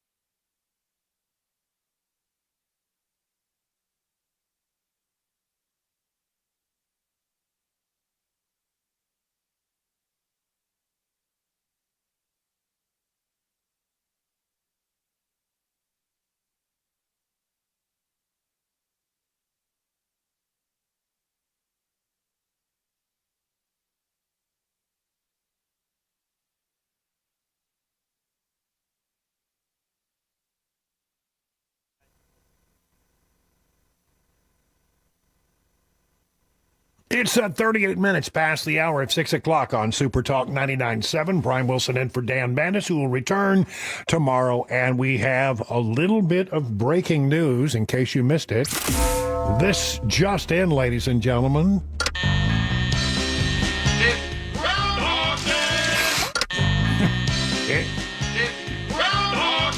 Well, there you go, ladies and gentlemen. It's Groundhog Day. And we have a prognostication. Uh-oh. From Puxatawny Phil in Puxatawny, Pennsylvania, and that rodent is dead to me. It is my job this February 2 to look to the skies and report back to you that there is a shadow here on my ground. 6 more weeks of winter abound. I hate that groundhog. Little rodent stew. Listen, I don't know if groundhog, woodchuck, whistle pig stew is any good, but that groundhog needs to meet its fate. Probably all the animal lovers are going to be on me, but I can't believe. For those of you who get your winter prognostication from a rodent, there you have it. 6 more weeks of winter from a woodchuck or a whistle pig. Ouch. I know that hurts, doesn't it? Yeah, it does. Shut up. That's right. All right. Well, there you have it. I wish I had better news for you, but that's the official prognostication. I don't know why we play along with this. Why do we do this every year? I mean, honestly. Tradition. Maybe, I guess. But it's not. Let's be honest about what this is. It's a tourism thing for Puxatawny, Pennsylvania. Mm-hmm. Apparently, that's all it is. He's only successful 30 to 40% of the time. That's right. Well, we can hope that that this groundhog got it wrong. I hope that's the case. If you're interested to know, we're going to be getting back into the latest on the ice storm and the recovery. There's a lot to talk about there. 27,000, last time I checked, people in the NES service area still without power. And it'll take 14 days from the beginning of the storm until NES says they can get everybody's power returned. So there's that. The local politicians are not happy, and we'll talk about all that coming up at the top of the 7 o'clock hour. I want to spend some time doing some Trump news. Everybody says, well, Trump's numbers are falling. You know who it's not falling among? It's not falling among people who are considered Republican voters. A new poll, according to the postmillennial.com, has shown that President Donald Trump still maintains support from likely GOP voters following all the activity in Minneapolis. The poll showed that of his base, 92% of them approve of Trump, and 93% still approve of his agenda for deportations following the events in Minneapolis. So there you have that. That's surprising. I mean, you normally see a president who's been in office start to fade by the time you get to the midterm elections. The thing that I'm hoping for is that all of the economic stuff that Donald Trump's been trying to get up, going, and moving will have its impact probably around June or July, which would still be several months before people have to go to the ballots and cast their ballots, go to the voting booth and cast their ballots. So, there is time for the economics to get better. They're not bad now. I mean, 2.7% inflation. That's not bad. I mean, you're in a perfect world, they say they want inflation to be at 2%. So it's less than 3% right now. And I don't know. It just seems to me that gas prices are down and people's salaries are up. I hear that people say they're not satisfied with the speed of this economic reform, but it really hasn't even begun to kick in yet. The big, bad, beautiful bill, we don't start to feel that until after, about now, as people start to file their taxes and they get all of these refunds, which could be on average around $4,000 for a family of four. That's great.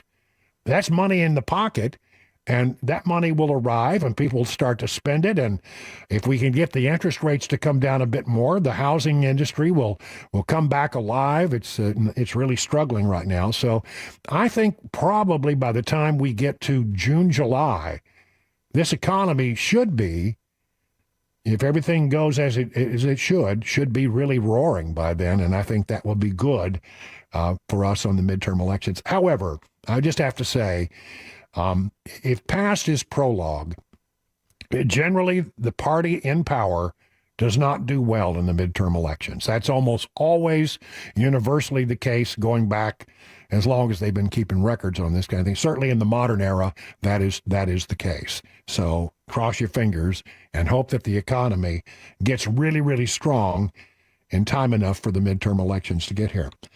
In other Trump news, let's talk about Melania Trump. She got this documentary that opened up. Listen to this. A new documentary about First Lady Melania Trump opened in U.S. theaters this weekend to results that exceeded industry expectations. The left was saying, it's going to be a failure. All the critics, all of the Hollywood critics were poo-pooing this. This will do horribly. It's going to be a disaster. Well, it turns out as these things go, I mean, it's not going to do the same thing as a superhero movie or anything like that. But as these documentaries go, it's on track to bring in about $8 million domestically. Shot over the weeks leading up to President Donald Trump's 2025 inauguration, the documentary offers a stylized perspective on Melania Trump's role as First Lady. It opened broadly across North America and internationally, supported by an aggressive marketing campaign that include promotions in Las Vegas and a world premiere at the renamed Trump Kennedy Center in Washington, D.C. Some critics have labeled the film a promotional piece rather than a conventional documentary, arguing the film didn't deliver any new insights. But the Rotten Tomatoes website says it gets a positive 99% score. I don't know. I haven't seen it yet. And by the way, neither has many of the critics who panned it before they even saw it. But I will tell you this. I hear that it's hard to get tickets, and that the theaters, by and large, have been sold out. So for a documentary, that's remarkable. Documentaries don't generally do very well, but this one's doing, as documentaries go, exceedingly well. The president continues to send men and manpower and weaponry to the Middle East in case it is needed in the situation of Iran. Here's a story from the Wall Street Journal this morning. As warships and planes reach the region in growing numbers, administration officials said they're debating whether the main aim is to go after Iran's nuclear program, hit its ballistic missile arsenal, bring about the collapse of the government, or some combination of the three. Trump has asked aides for quick and decisive attack options that don't risk a long-term war in the Middle East, officials said. The ideal option would be one that hits the regime hard enough that it has no choice but to accede to U.S. nuclear demands and lay off the dissidents. There have been discussions about a punishing bombing campaign that could topple Iran's government, the official said. Trump and his team have also weighed leveraging the military threat of military force to extract diplomatic concessions from Iran. Speaking about the ships converging in the Middle East, Trump told reporters Friday they have to float someplace. They might as well float near Iran. We're sending a lot of equipment. I follow a couple of people on the interweb who are really good at tracking our military movements. We've been sending C-17s, and one of the things that you want to look at is the Growlers. Those are the planes that take out the electronics and jam the electronics. They're in place. The C-17s, which carry a lot of cargo and manpower, they're in place. And we have the tankers. That's the one you got to watch. Where the tankers go, there is generally action that follows. And so the tankers, we've sent a lot of tankers to the region. We already had a bunch there, but we're sending a bunch more. So it seems to me that something is in the offing, but what the timetable would be is unknown. Now, if the Iranians are smart, they can avoid all this by simply having negotiations with the Trump administration. Trump has said he's open to it.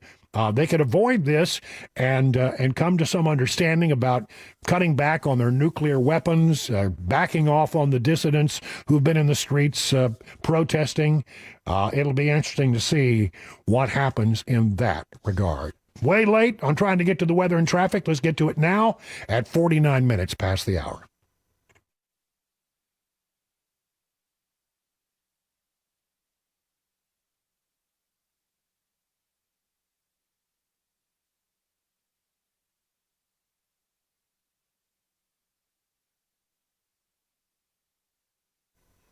$44 today for a high. Tomorrow night, it'll be tomorrow morning, it'll be about 30 degrees. If things go well, with a chance, pretty substantial chance of rain tomorrow. Speaking about news in the Trump world, and we just got through talking about what the situation is in Iran, we've got all kinds of ships and manpower and planes, and everything is in the region should the president call for a strike. And the question is whether or not the Iranians can do something that would avoid that by having, fruitful negotiations with the Trump administration. But the Trump administration on the foreign policy arena continues to score major victories. Have you heard about this? For the last decade, according to RedState.com, China has been on the strategic offensive with a virtually unbroken series of diplomatic successes in its Belt and Road Initiative, that's called BRICS, short for Brazil, Russia, India, and China, and South Africa. It's an alliance that they've been trying to take over and develop relationships with those countries around the world, but they are in control, or have been in control until recently, of major choke points like the Panama Canal, etc.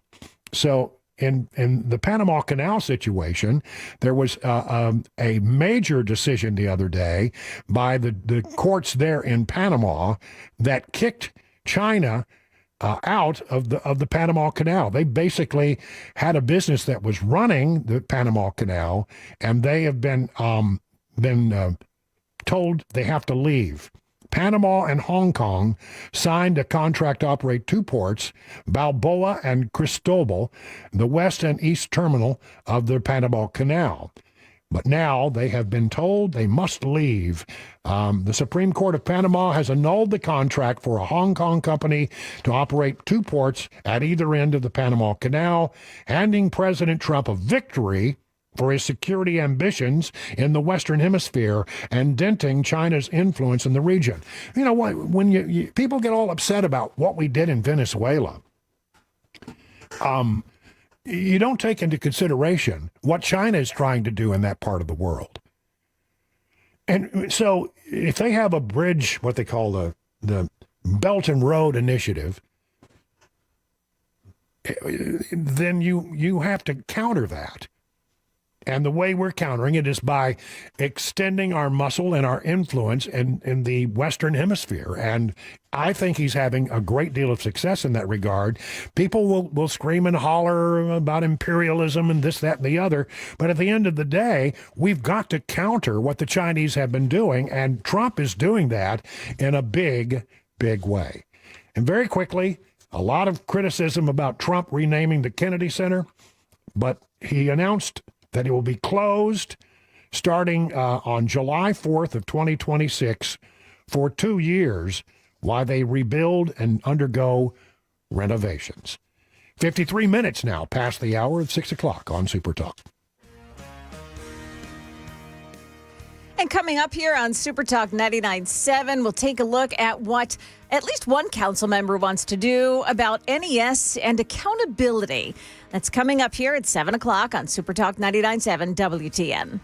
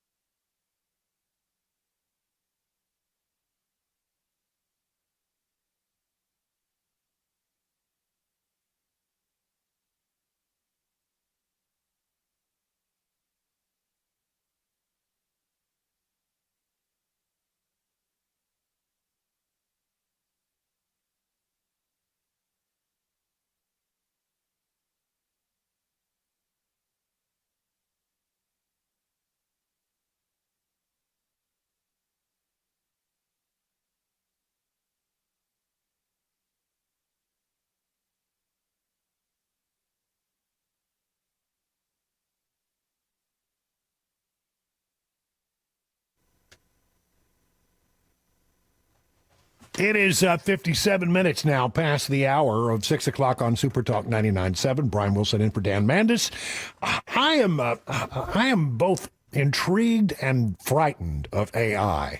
And I don't think this bodes well for, the future. Apparently, there is something called Moltbook, and I don't know a lot about this, but I'm reading a story about it on an NBC News website. And apparently, the idea here is to just turn a bunch of what they call AI agents. You can have an AI assistant. You can set that up and it'll help you with this, that, and the other. But apparently, when they're not busy helping you, you can turn them loose on Moltbook and they interact with one another. There's some 37,000 AI agents that are going to this website, and they're just, the computers are talking among themselves with very little human interaction. And they're finding interesting things, like they found a bug in their own software and brought it to the attention of the humans. Let's see. It's put together by a guy named Schlicht, an avid AI user and experimenter, told NBC News that he wondered what might happen if he used his latest personal AI assistant to help create a social network for other AI agents. What if my bot was the founder and was in control of it? What if he was the one coding the platform and also managing the social media, also moderating the site? That's right, 37,000 AI agents now talking among themselves without any humans involved. What could possibly go wrong? It is now 59 minutes past the hour of 6 o'clock on Super Talk 99.7. Time for the news with Joan Jones.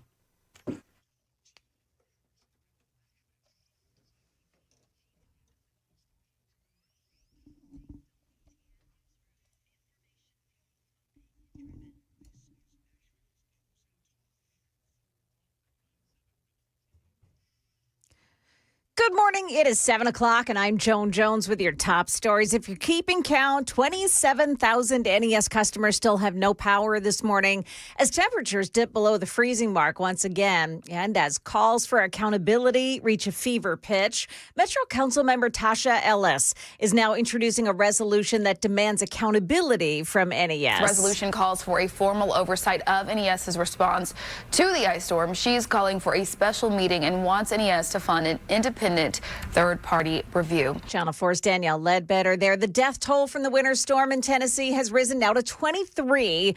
3 of those deaths are in Davidson County. Now, all the bad weather means we're about to start running into potholes in our commutes soon. TDOT and NDOT say they'll be out doing fixes, so you can expect those rolling pothole crews and the backups that come with them. Congress said it was speaking for the victims when it ordered the DOJ to release all of the Epstein files. Well, now some of the victims are asking a judge to take that file down from the internet. But that's not stopping Democrats from demanding more files to be released. There are 3 million documents that the Department of Justice says they can't release. That's almost about half of the files for various concerns. They say whether it's about victim privacy or inappropriate child sex abuse material, things they say they just can't release under the law. But there are lawmakers raising questions about that. And there are also some victims raising questions, too. And that also relates to the redactions. Some of the survivors of Epstein have said that their names were left unredacted in these pages. They were outraged about that. ABC's Olivia Rubin there. The SNAP program changed as of yesterday. The new rules from the federal government require recipients to work. Among the changes, adults 18 to 64 without dependents under 14 must be working, participating in SNAP employment and training programs, or volunteering for at least 80 hours per month to receive the benefits. Soon, adults who do not meet the working requirements can only get SNAP benefits for 3 months in a 3-year period. And starting at the end of July, Tennesseans who receive SNAP won't be able to use the benefits to buy processed foods and beverages. And at the Grammy Awards last night, this from host Trevor Noah. That is a Grammy that every artist wants, almost as much as Trump wants Greenland, which makes sense. I mean, because Epstein's island is gone, he needs a new one to hang out with Bill Clinton. So, I told you it's my last year.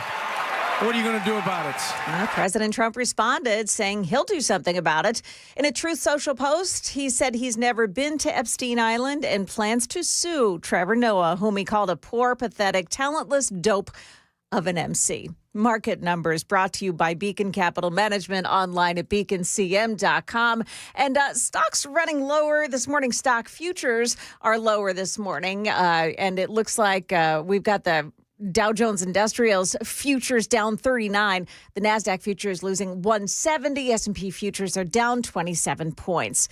That's the latest news. We've got traffic and weather next. I'm Joan Jones, WTN News.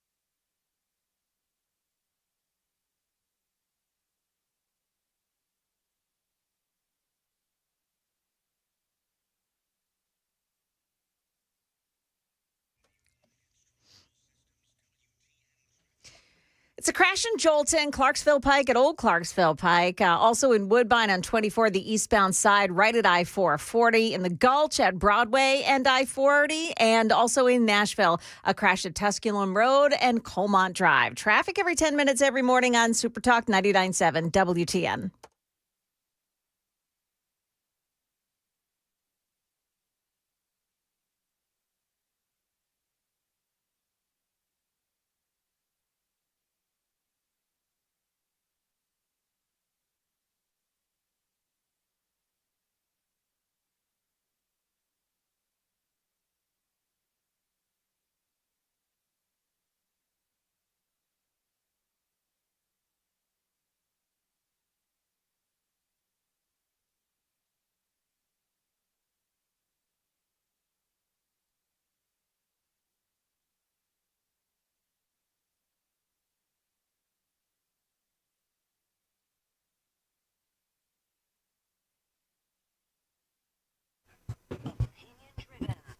This is Nashville's morning news.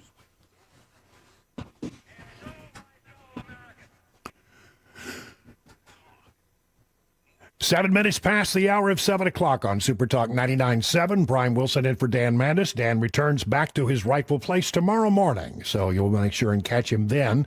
And then Chris Hand will come in here about 9 o'clock and carry on. But in the meantime, I want to talk about the storm. I just checked the latest numbers from NES. They're making a little progress this morning, about 1,000 people or so. 26,362 people in the NES service area still without power. Now, when there's about 28,000 people in all of Tennessee who don't have power, but 26,000 of them are in the NES service area. Tells you a lot. And a lot of people are now looking at NES and finding great dissatisfaction. And rightfully so, because apparently, according to what we're learning from some of our elected officials, NES was woefully unprepared for this. Here is Councilmember Joyce Stiles talking about NES this weekend. Listen to this. Sadly, they made several requests of upper management to have additional hands, and they were refused. North Carolina requested 18,000 linemen. Atlanta called in 10,000. And Louisville called in 5,000. How many did we have ready to go on Sunday? 160. I think that is ridiculous. That is ridiculous. Everybody knew that there was going to be a bad ice storm. And what you've heard there is pretty interesting. Atlanta and Memphis and other, comparably sized cities to Nashville did what they needed to do by calling people in, have them ready to go. We're expecting this to be really, really bad. And they pre-positioned manpower and equipment, and they were ready to go. And largely, as I point out, in the state of Tennessee, there was a lot of people who had ice. But, I will admit that it was bad in Nashville. It was bad. It was maybe one of the worst hit areas, although I'm looking down in Mississippi, and it seemed like they got it even worse. But everybody knew. It was no surprise. We've been talking about the forecast for days, and we knew at least 3 days out that it was going to be a major ice event. Everybody was certain that the ice was going to be the big problem. And we had 160 crews ready to go compared to the thousands and thousands that they had ready in Memphis, that they had ready in Atlanta. Mayor Freddie O'Connell, is not happy as well. I've been clear this week with NES that Nashvillians need a full idea of when and where power is being restored and how long it will take to be fully back up. And we are finally starting to get this information. NES officials now estimate that 85% of their customers will have power restored by the end of tomorrow. NES believes 90% will be restored by Tuesday, February 3rd, and 99% by Sunday, February 8th. I've been in touch with the NES board chair.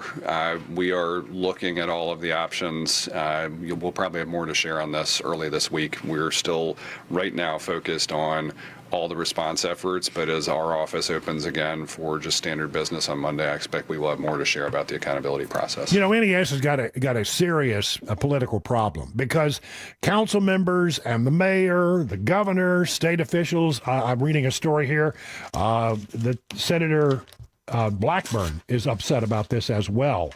Let me see if I can find that particular story. Yeah, here it is. Senator Blackburn demands answers over NES's failure of leadership. U.S. Senator Marsha Blackburn, writes Fox 17, is demanding answers from Nashville Electric Service after its response to last week's ice storm. In a letter to the CEO, Blackburn echoed the questions of Nashvillians impacted by this historic outage. Blackburn joins both Governor Lee and local city officials in calling for accountability. A week after the storm, there were 50,000 households without power. Dangerously cold weather. People are dying. People are dying as a result of this. Listen to this. This is also from Fox 17. Authorities are investigating a fifth potential storm-related death in Madison. Betty Doss, who is 79, was found dead Friday morning in her Heritage Drive home, which she shared with her daughter. The daughter discovered Doss on the floor, called 911. Partial power had been restored, but the HVAC system, the heat pump, was not working. The first responding officer noted the thermostat showed 44 degrees inside the home. 4 Nashvillians have died from suspected storm-related deaths up to this point, and some of them are simply hypothermia. Well, I mean, you may think that 44 degrees is not that bad and that people wouldn't die from being exposed to temperatures in the 40s, but if you can't get warm and your core temperature starts to fall, 44 degrees will kill you. And it is killing people. And we're just getting not enough information from officials about this problem. Mayor O'Connell, I'm going to find this story because I thought this was pretty interesting as well. Mayor O'Connell says that, here it is. I want to get his entire statement here because it's very powerful. For the first time since the start of the recovery, NES today released a timeline for full restoration of power in our community. This afternoon, I spoke with the CEO and the board chair, Ann Davis, and expressed to both that the proposed pace of restoration is unacceptable. Nashvillians deserve better. I've summoned NES leadership to my office tomorrow for a full briefing. Nashvillians are justifiably angry. It is critical to the life, safety, and the well-being of our residents that NES uses every tool at their disposal to increase the pace, improve communications, and get Nashvillian power back on. Look, we're 8 days out, and you still have 26,000 and change without power. And the mayor's big point is that he feels like that NES has not been up front in the early going about what the pace of recovery would be. And because they didn't come up and honestly and truthfully explain just how bad this was going to be, people made decisions like, well, it'll come back on. They didn't know. They didn't have the information they needed to make a good decision for their lives. And the mayor is pretty angry about that. And here's the other thing, and part of the problem, apparently, is that there was a major decision made by NES to not trim the trees to the degree they had been trimmed in the past. NES is not spending near as much money as other utilities in the region to keep the trees trimmed. Now, I'll grant you, a lot of people get really angry when the tree companies come in and cut up the trees and trim everything back. I mean, I've got some ridiculous looking trees in my neighborhood. And the local utility here it was Middle Tennessee Electric, came in and cut them back. But I would rather them cut back those trees than run the risk of losing power. And apparently NES is not cutting trees down anywhere near. Here is the CEO of NES, Teresa Broyle-Applin, speaking to the Urban League about her concern over the tree canopy. And we have arborists on our staff. We outsource our tree trimming, but we have arborists on our own staff that oversee the planning and the post-cutting inspections. So we take a lot of pride in making sure that we are cutting the trees in a healthy fashion. We care about the canopy. We have to live here too, and so I don't want us out destroying the canopy. Yeah, how do caring for the canopy is one thing. Caring for human beings and keep people from dying from the cold is another. Which one takes priority? I would venture to say that they cut back on the spending for tree trimming because they wanted to enhance their profits. I'll give you more on that in just a moment. Right now, 15 minutes past the hour, time for traffic and weather.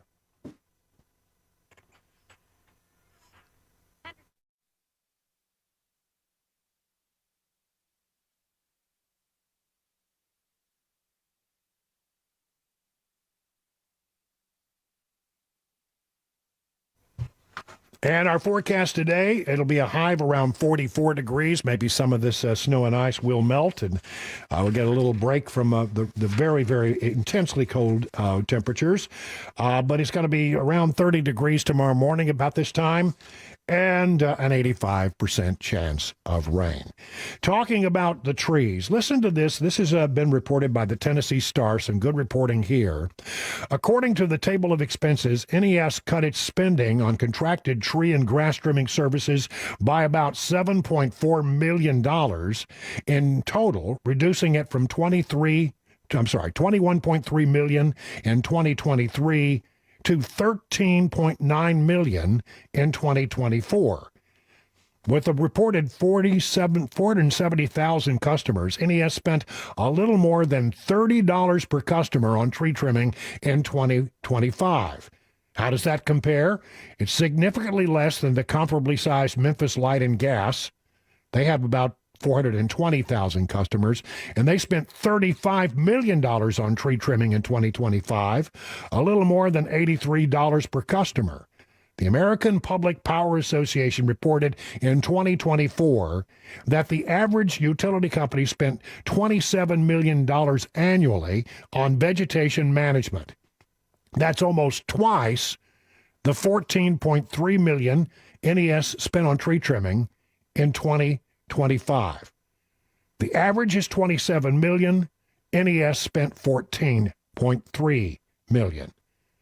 The significant drop in spending on vegetation management by NES in 2024 came during the same year that Hurricane Beryl struck the southeastern part of the United States, and there was an analysis afterwards of spending on the trimming by utility companies found that spending on vegetation management per customer is roughly from $10 to $63 a person. Those companies which invested more, this is the story, this is the line to pay attention to, those companies which invested more per customer appeared to fare better following the devastating storm. NES dropped the ball. They can talk about protecting the canopy, all that you want to talk about. But I think the real thing here is that they were trying to increase their profits by spending less on something that every utility should do, tree trimming. Those utilities that spent more money on tree trimming did better in storms than those that did not. I mean, we've heard from some of the line workers who said this was all foreseeable. The line workers knew it, that the trees were not being trimmed in a way, and so when does that mean we're not going to have outages? No, we probably would have had outages anyway. And, I just would say to you, if you have a piece of property that you control, if you're not a renter and you're an owner, you should look at your property and look at the trees. And if you've got trees that are in the power lines, well, that's sort of on you to some degree. The utility companies can come in and trim trees, but you also have an obligation not to plant the stupid trees underneath the power lines. We've lost a lot of trees, and a lot of people are going to be planting trees in the spring. Don't plant the trees where the power lines are. But one way or the other, with the trees being there, it was up to NES to keep them trimmed, and it's very clear that they didn't do a very good job of it. Here is the statement that the CEO of NES put out yesterday. Progress has been made with power restored to 80% of our customers who had outages. We had to do a street-by-street review to understand the impact of down lines and poles and what it would take to bring each area back. So there you go.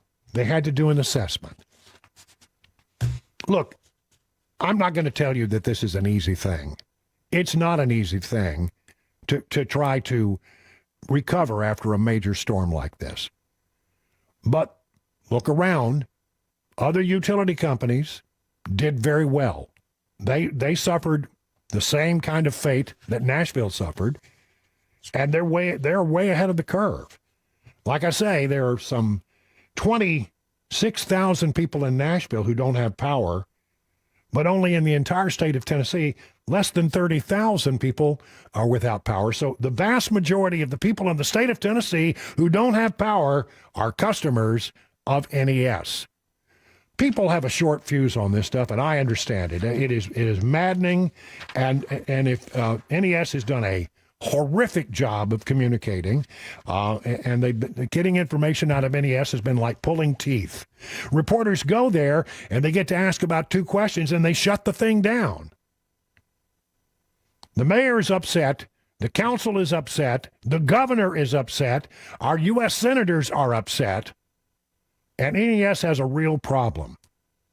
There's going to be an after-action report. And what I hope here is when the moment passes and the electricity is returned to 100%, I hope we don't forget this. I hope we make the right decisions going forward to keep this from happening again. But as it stands right now, NES has got a lot of explaining to do. It's 22 minutes past the hour of 7 o'clock on Super Talk 99.7 WTN.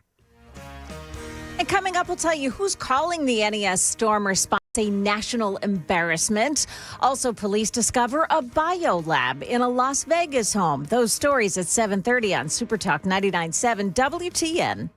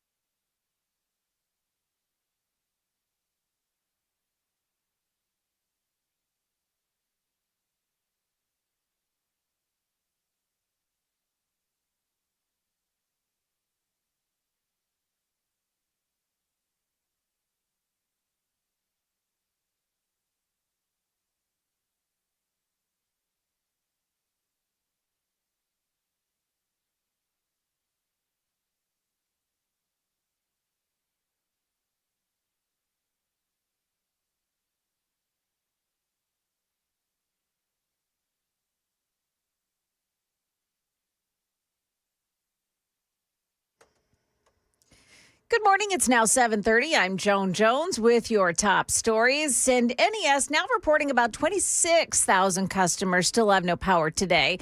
But it is now estimating that 90% of its customers will be restored by tomorrow, 99% by Sunday.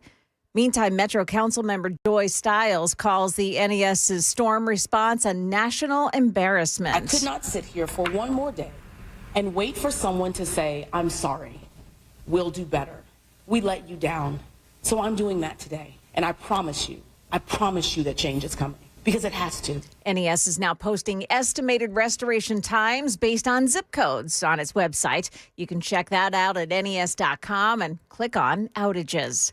We expect to learn more today about a possible illegal biological lab that was found inside a Las Vegas neighborhood home over the weekend. According to law enforcement sources, it began as a code violation call, and when it was determined a potential biological lab was inside the home, then the Joint Terrorism Task Force took over. Las Vegas Sheriff Kevin McMahill. Including refrigerators with vials containing unknown liquids. The owner of the property has been in jail since 2023 for a California case in which he allegedly had an illegal biolab making unauthorized COVID tests. Back then in the building were allegedly samples of potential pathogens labeled as being HIV, malaria, tuberculosis, COVID, and even Ebola. Alex Stone, ABC News. The SNAP program changed as of yesterday. New rules from the federal government require recipients to go to work. Among the changes, adults 18 to 64 without dependents under 14 must be working, participating in SNAP employment and training programs, or volunteering for at least 80 hours per month to receive the benefits. Soon, adults who do not meet the working requirements can only get SNAP benefits for 3 months in a 3-year period. Starting at the end of July,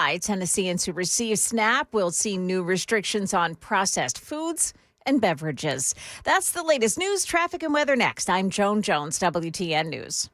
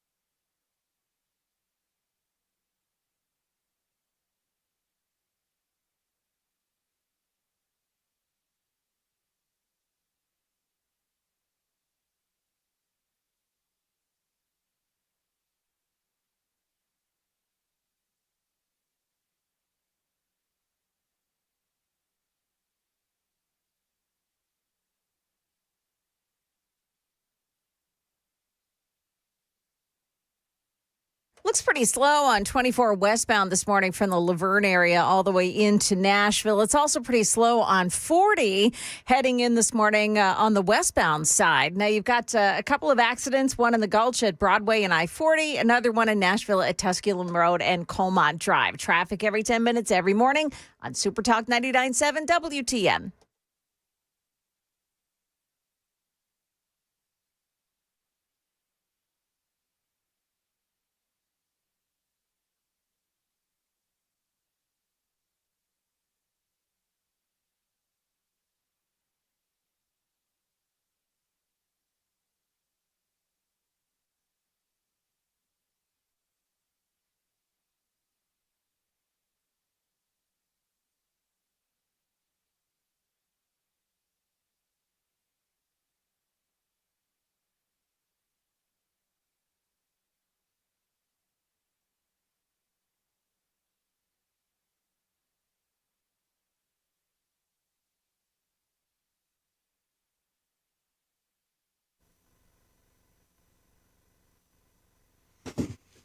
It is 36 minutes past the hour of 7 o'clock. Good morning, everyone. You're listening to Nashville's Morning News with Dan Mandis. I'm Brian Wilson in for Dan.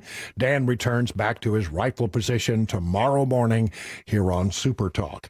I want to spend this half hour talking about the Epstein files. I mean, boy, I tell you what, nothing gets people wound up faster than a discussion of the Epstein files, and why can't we get them released? Well, there are millions of them. And late on Friday, they released 3 million of these Epstein documents. And they made some mistakes. I'll get into that in just a moment. I just feel like I need to sort of tell you the truth about this. Folks are never going to be satisfied with the Epstein documents, and I'll tell you why.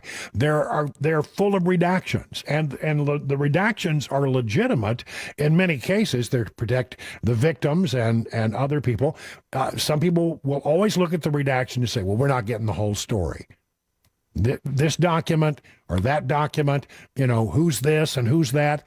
I don't know all the reasons why these things were redacted, but as long as there are redactions, and there will be redactions, you're not going to be satisfied. You're always going to believe that you're not getting the full truth. So I don't know that we'll ever get to a point in America where everybody is satisfied that we've learned everything that we are going to learn, because there is just a general distrust of government.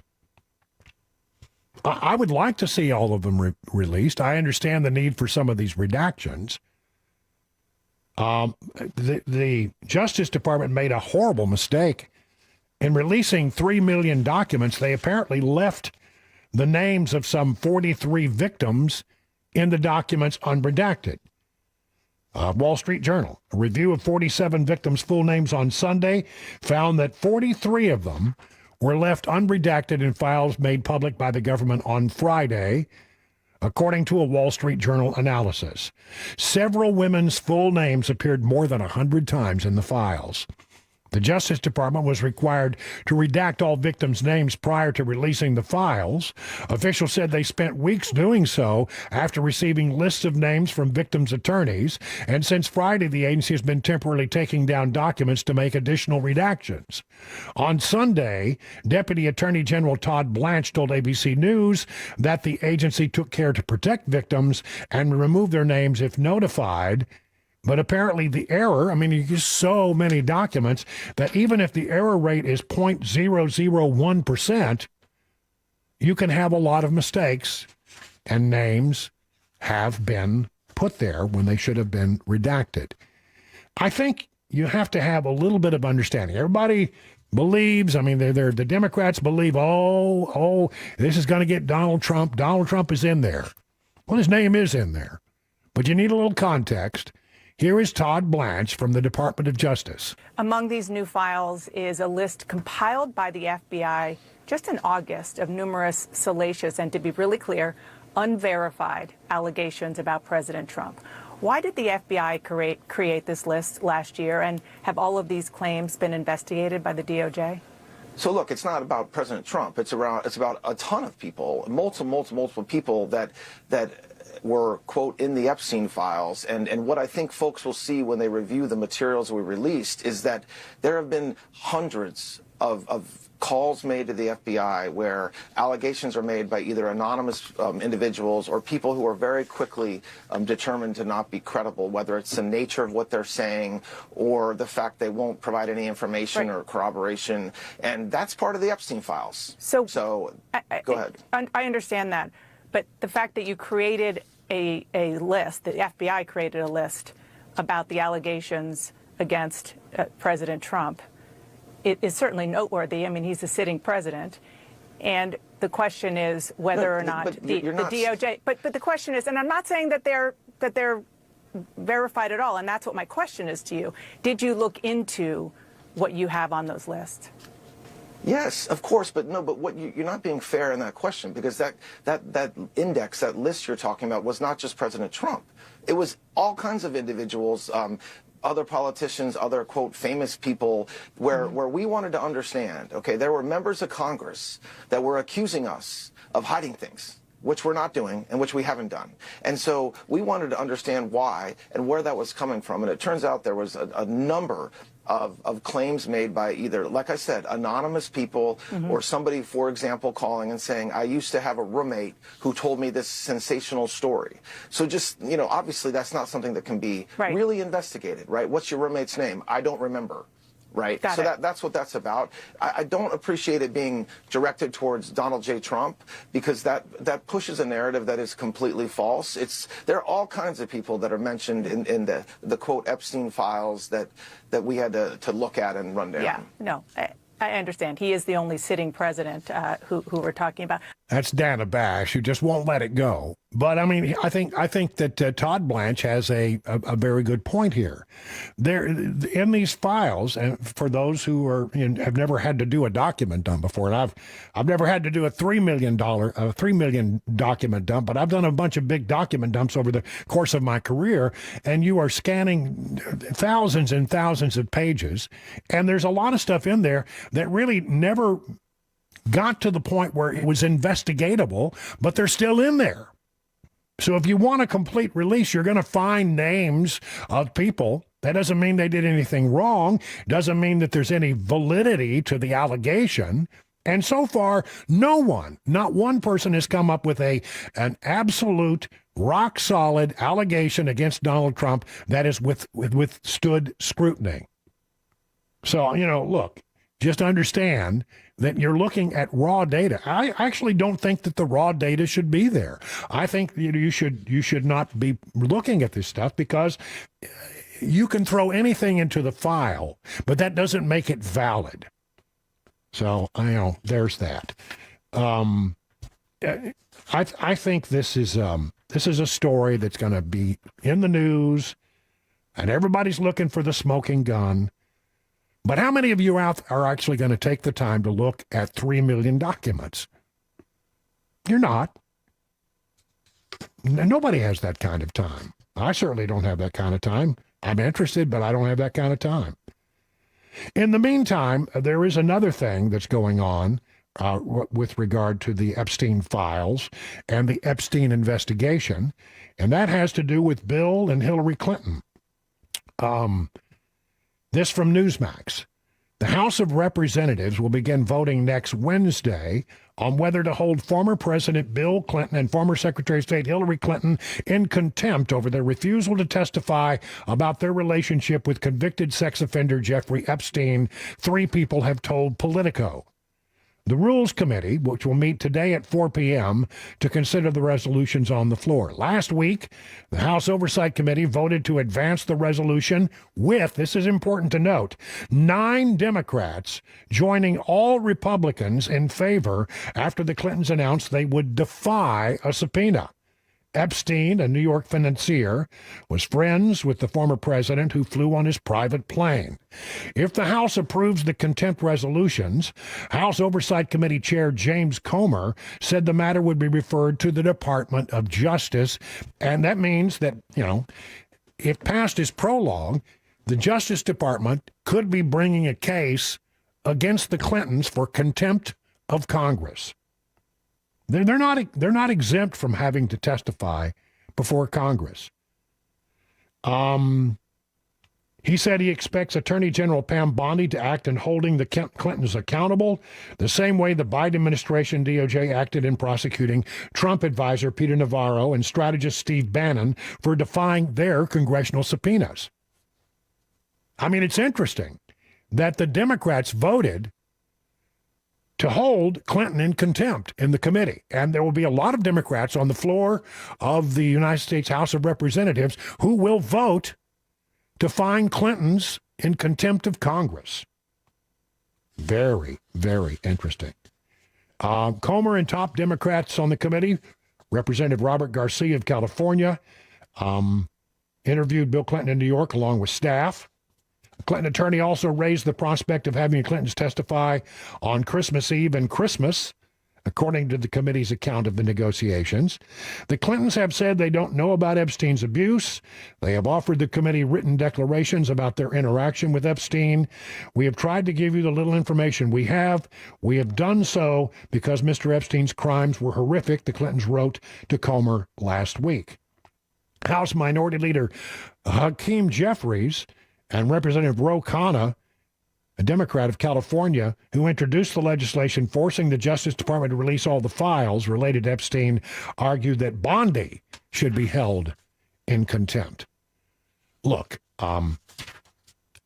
you don't get a pass just because you're a former president. As Donald Trump, we all witnessed what they did to that poor guy. None of it ever stood up.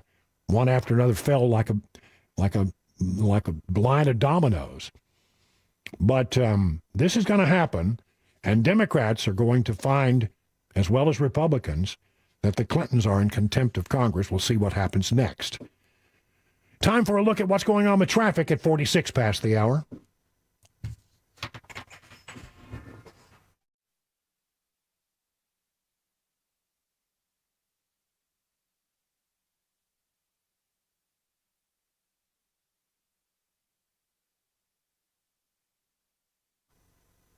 Well, the forecast calls for a high today of 44, right now 27 degrees, and tomorrow a 85% chance of rain.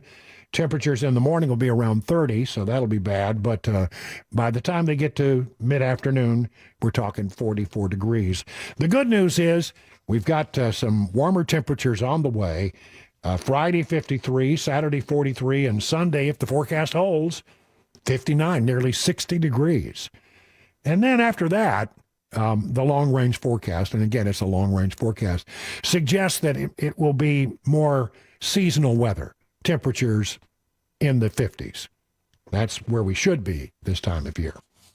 I want to share with you a piece of information that is compiled in the state of Tennessee about how many crimes have been committed by illegal immigrants in Tennessee. And, it's pretty bad. I think I'm correct in saying that I believe Matt Murphy's going to have more on this afternoon. But I'm going to give you some raw numbers here. Even here in Tennessee, the impact of illegal immigration and these very bad hombres who've been let into our country is shocking, truly shocking.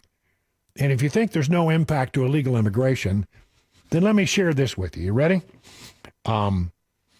41 Tennesseans are dead at the hands of illegal immigrants, and hundreds have been raped. They're going to do, a complete analysis of it. Let me give you these are the raw statistics from a new study that's been done. 21,648 total criminal charges against illegal immigrants in 2025, just in the state of Tennessee. 21,000. 2,183 of those were violent offenses. There was, as we said, 41 homicides, people who died at the hands of people who should never have been allowed into this country. There have been 1,592 assaults. This is terrifying. 145 sexual offenses, 11 child rapes, 40 aggravated kidnappings. You think you're safe out on the streets? Listen to this. 2,920 DUIs committed by people who were in this country illegally just in the state of Tennessee. There were 5,318 cases of driving without a license or on a suspended or revoked license. I mean, for people who say we don't have an interest in hunting down people who are in this country, that's not to say that everybody who came into this country illegally is a bad actor, but there are a lot of them. You know what happened? Countries around the globe sent their worst people out of their jails to America. They were released in some cases and said, we'll let you out of jail, but you got to go to America. We don't want you around here anymore. We were the trash bin for the world. They sent their worst people to us. And while there are some good people out there who still violated the law by coming here illegally, there are a lot of really, really bad people. It's shocking to me that there are those in America who look at this situation in Minnesota and somehow ICE is the enemy. I don't understand a whole philosophy where you basically protect the criminals and go after the people who are trying to enforce the legitimate laws of this country. Something is just backwards. It's wrong. And you know, they're winning. They're winning. The protests in Minnesota are winning. They are changing people's opinions about this whole topic. Even though we voted for it in the last election, and even though Republicans still support this president on illegal immigration, the people in the middle and the people on the left have now shifted. Even those in the middle who were in favor of cracking down on illegal immigration now think it's a bad idea and that ICE has gone too far. We're going to spend some time in the next hour talking about ICE and where everything is in Minnesota and elsewhere. But right now, it's 52 minutes past the hour of 7 o'clock on Super Talk 99.7 WTN. And coming up, it's not just electricity, but now water outages are turning out to be a big problem in Nashville. Also, there's a desperate search taking place this morning for the elderly mother of a Today Show host. We've got those stories coming up at 8 o'clock on Super Talk 99.7 WTN.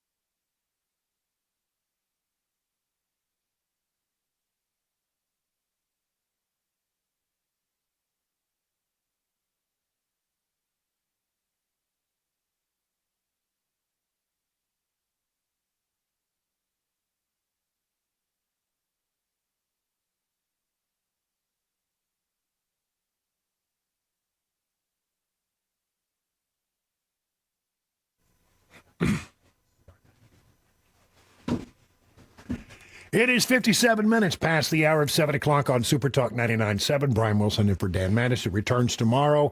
And in case you missed it, it's Groundhog Day! yeah, that's right. It's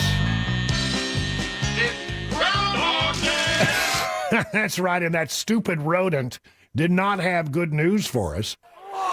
It is my job this February 2 to look to the skies and report back to you that there is a shadow here on my ground. 6 more weeks of winter abound. Yeah. That's not good. Yeah, and you know, the people in Puxatawny are well in the bag at 7 o'clock in the morning. I'm telling you, what a mess. I don't know how we ever came up with this thing of letting rodents procrastinate the news. It's really just a Chamber of Commerce thing there in Puxatawny, Pennsylvania. But you were saying, Sam, that there's another woodchuck or groundhog or some kind of rodent that has a much better prognostication record, right? Yes, Staten Island Chuck apparently has got a career number in the 80 to 85% range on being accurate in predicting the weather. Well, that's maybe.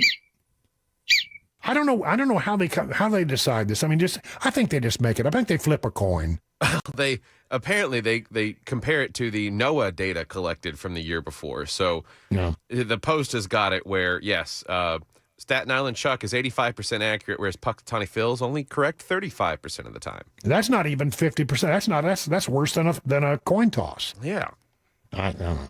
You know, there've been several Phils, and in the past years, Phil has actually bitten his handlers a number of times. Well, apparently we're on another Staten Island Chuck because Bill de Blasio dropped one back in 2016. Do you remember that? Oh, yeah, I remember that. Yeah, me too. That's right. And he died a week later. Poor thing. You know, well, I mean, imagine you're just a plain old woodchuck, a groundhog. Minding his own business. And you're in your burrow, and you're nice and warm, and they rip you out in the middle of winter and hold you up in front of these crazy drunk people. I'd bite somebody, too, if it were me. All right. Well, on that note, time for the news with Joan Jones at 8 o'clock on Super Talk 99.7 WTN.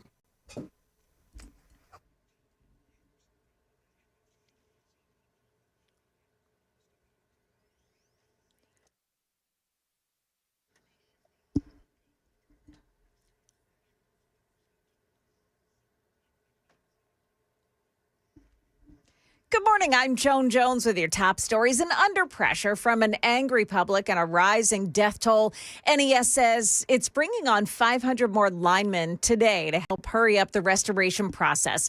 NES still has 26,000 customers with no power, but that's down from 230,000 at the height of the storm. The utility has a new residential outage tracker on its website. However, News 2 tested it out with one of its viewers who doesn't have any power right now. The website listed that customer as having power. Some folks in West Nashville may be waking up without water this morning, too. That's because of a water main break at Charlotte Pike and Brook Hollow Road. So this is out there in the Hillwood area. Metro Water Services saying we could see much more of this, unfortunately, as thawing begins following the winter storm. That's Channel 4's Holly Thompson. That intersection is flooded, and the road is buckled now. The crews can't start digging yet. They will, but only after they get clearance from the gas company. Could take a while to fix. You can check where water outages are by Googling Nashville water outage. DHS says the way its operations in West Virginia went was a total success. In 2 weeks, officers there arrested more than 650 illegal aliens with the help of local law enforcement agencies and without any protests. ICE says among those arrested, a convicted child sex abuser, a Chinese man previously convicted of endangering the welfare of children, an Indian man illegally operating a tractor trailer, and many others. The elderly mother of NBC Today Show's Savannah Guthrie is missing. Arizona police say 84-year-old Nancy Guthrie was last seen Saturday evening at her home north of Tucson.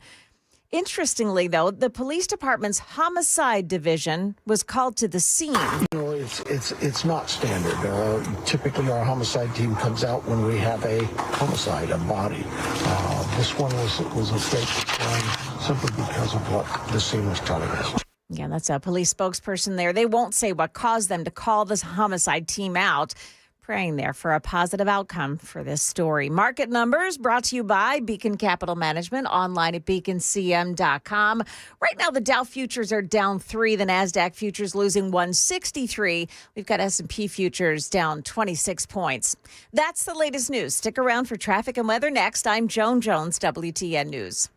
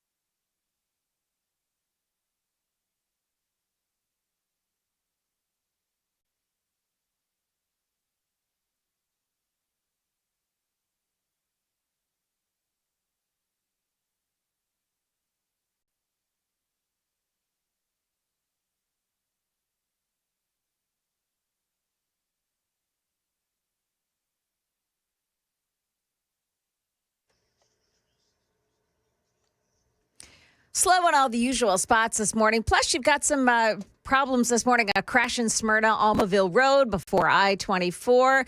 I-24 westbound at Antioch. Slow going on at Haywood Lane. That's a crash in the HOV lane. And, of course, the water main break at Charlotte Pike and Brook Hollow Road. No traffic being allowed around that spot this morning. Traffic every 10 minutes every morning on Super Talk 99.7 WTN.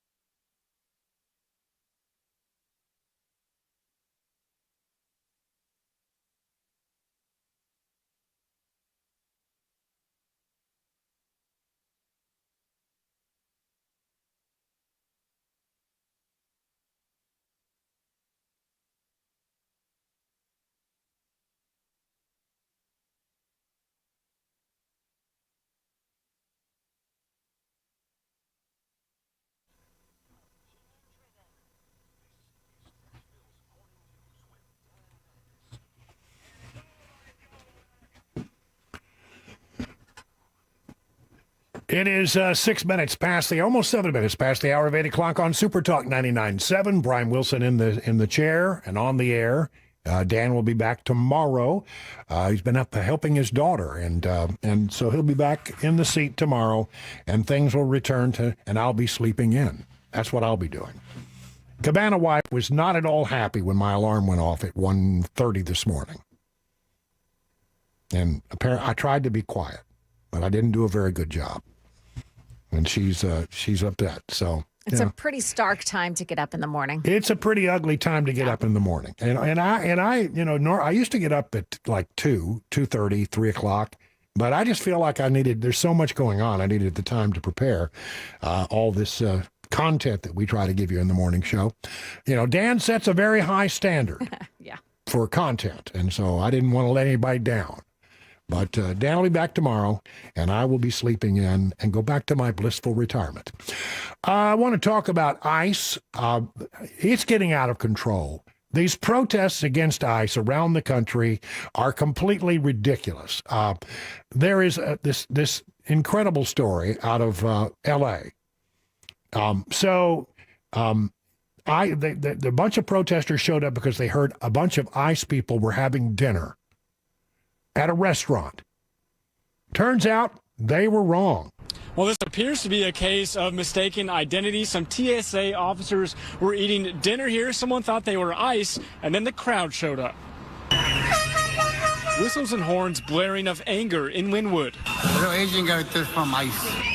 A crowd of anti-ICE protesters swarming a restaurant after reports that off-duty ICE agents were inside, but law enforcement sources tell Fox 11 this may be a case of mistaken identity. The agents weren't ICE, but instead TSA officers eating dinner. ICE. LA County Sheriff's deputies called in for crowd control, eventually calming the situation. Talk to y'all about what happened? Oh, sure. Who are you guys with? We're at Channel 11. Oh, Fox? Channel 11, Fox 11, yeah. Oh, okay. We asked an organizer what happened. No comment. Oh, we just want to ask what happened. No, I know, but I just don't trust Fox. She refused to speak with us, saying it was because we're Fox. Did you guys think it was ICE? Potentially. Yeah. When we turned to restaurant workers for answers, the organizer followed us inside, recording and telling employees in Spanish not to speak with us either. Yeah, sorry to you. You're not getting nobody to talk to you. Outside, straggler protesters also recording our camera, trying to stay incognito. I think there's a place and time for everything. This man arrived moments after the chaos ended to eat at the restaurant it all started. These are TSA agents. You would understand people get very emotional, so they easily make mistakes. It happens, you take it out on the wrong people, which same thing as ICE. They say they're after criminals, but they're taking it out on everybody. The TSA workers eventually escorted out safely with no arrest or injuries, but a moment that highlights how tense emotions are across LA. So a moment of mistaken identity, but again, no arrest and no injuries. Reporting live time, Matthew Seedorf, Fox 11 News. But I mean, here you got a couple of TSA guys who, after a hard day, poking around in people's luggage and making people take off their shoes and standing around those x-ray machines. That's a difficult, hard job. It is a hard job. And they're just, let's go out and have some dinner and kick back. And all of a sudden it turns into an anti-ICE protest. Not everybody who wears a uniform works for ICE. But it just tells you how this thing has spiraled out of control. Now, as for the guy who said, they're arresting not just the bad people, they're arresting everybody. Well, that's always been the plan. I mean, Tom Homan made it clear that, we're not backing down. And yes, we're primarily focused on going after the bad people. But if we happen to encounter other people who are in this country illegally, we're not going to turn a blind eye to it. Here is Tom Homan talking this weekend. And to set the record straight, because my staff said it's seen a lot of people that say President Trump's backing off in his promise of mass deportation. That's just untrue. My message up there was the same message that's been since January 20th, when President Trump took the Oval Office. We're going to have a mass deportation, but we're going to prioritize the arrest of criminals and public safety threats. I'd said from day one, if you're in the country illegally, you're not off the table. I looked at the numbers just about 15 minutes ago, Sean. President Trump's been in office just over a year. We got over 700,000 deportations between the Border Patrol and ICE. That's a record. You know, I've been in D.C. about 15, 16 years. You know, I've overseen more deportations than any other man since the Eisenhower administration. So if anybody thinks that Tom Homan and President Trump isn't serious about immigration enforcement and having a mass deportation, then they weren't paying attention to the press conference. Prioritization is smart law enforcement. But if you're in the country legally, you're not off the table, and we'll find you too and deport you too. There you go. Tom Homan not backing down. Sure, they may have sort of taken a breather in Minnesota, but they're doing a lot of other stuff around the country. I've got a story here. Let's see, where did it go? I've got so many stories. This is out of West Virginia. Listen to this. It's the last one, of course.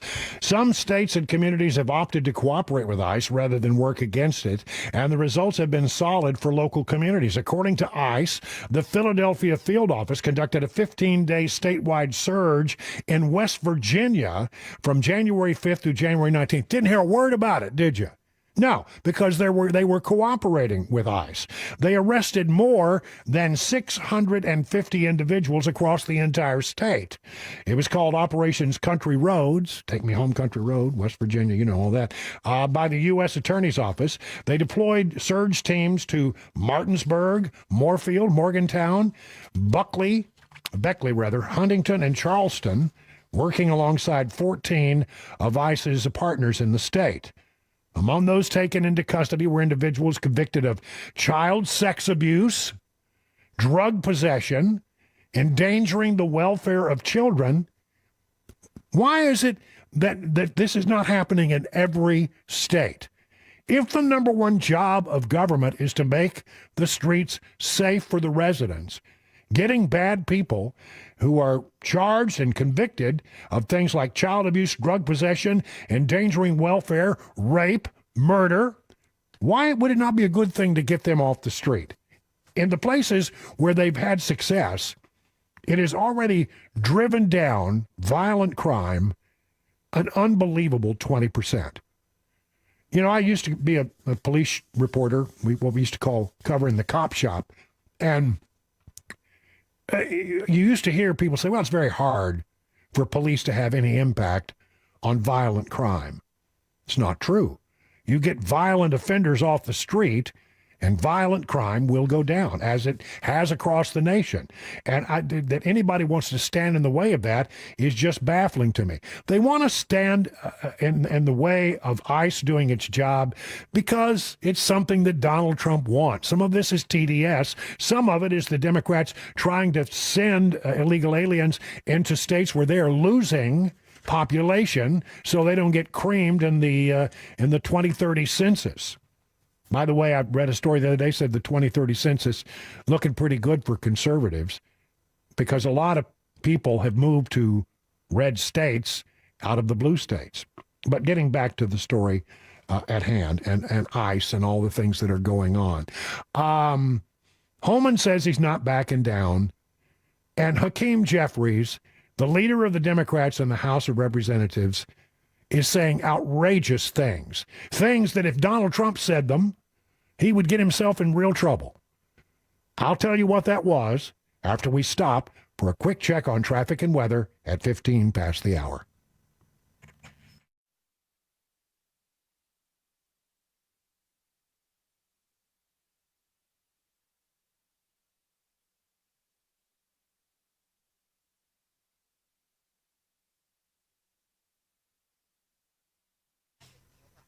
And the forecast for today calls for a high of around 44 degrees. That may help to melt some of the remaining ice that's out there. I don't know about you, but I was shocked, stunned, and amazed when I woke up yesterday and looked out the window. I mean, you talk about your forecasters, they generally get it right, a couple of days out. I don't know. I never heard anybody say that snow was a possibility. Maybe I missed it, but I don't remember seeing it or hearing about it.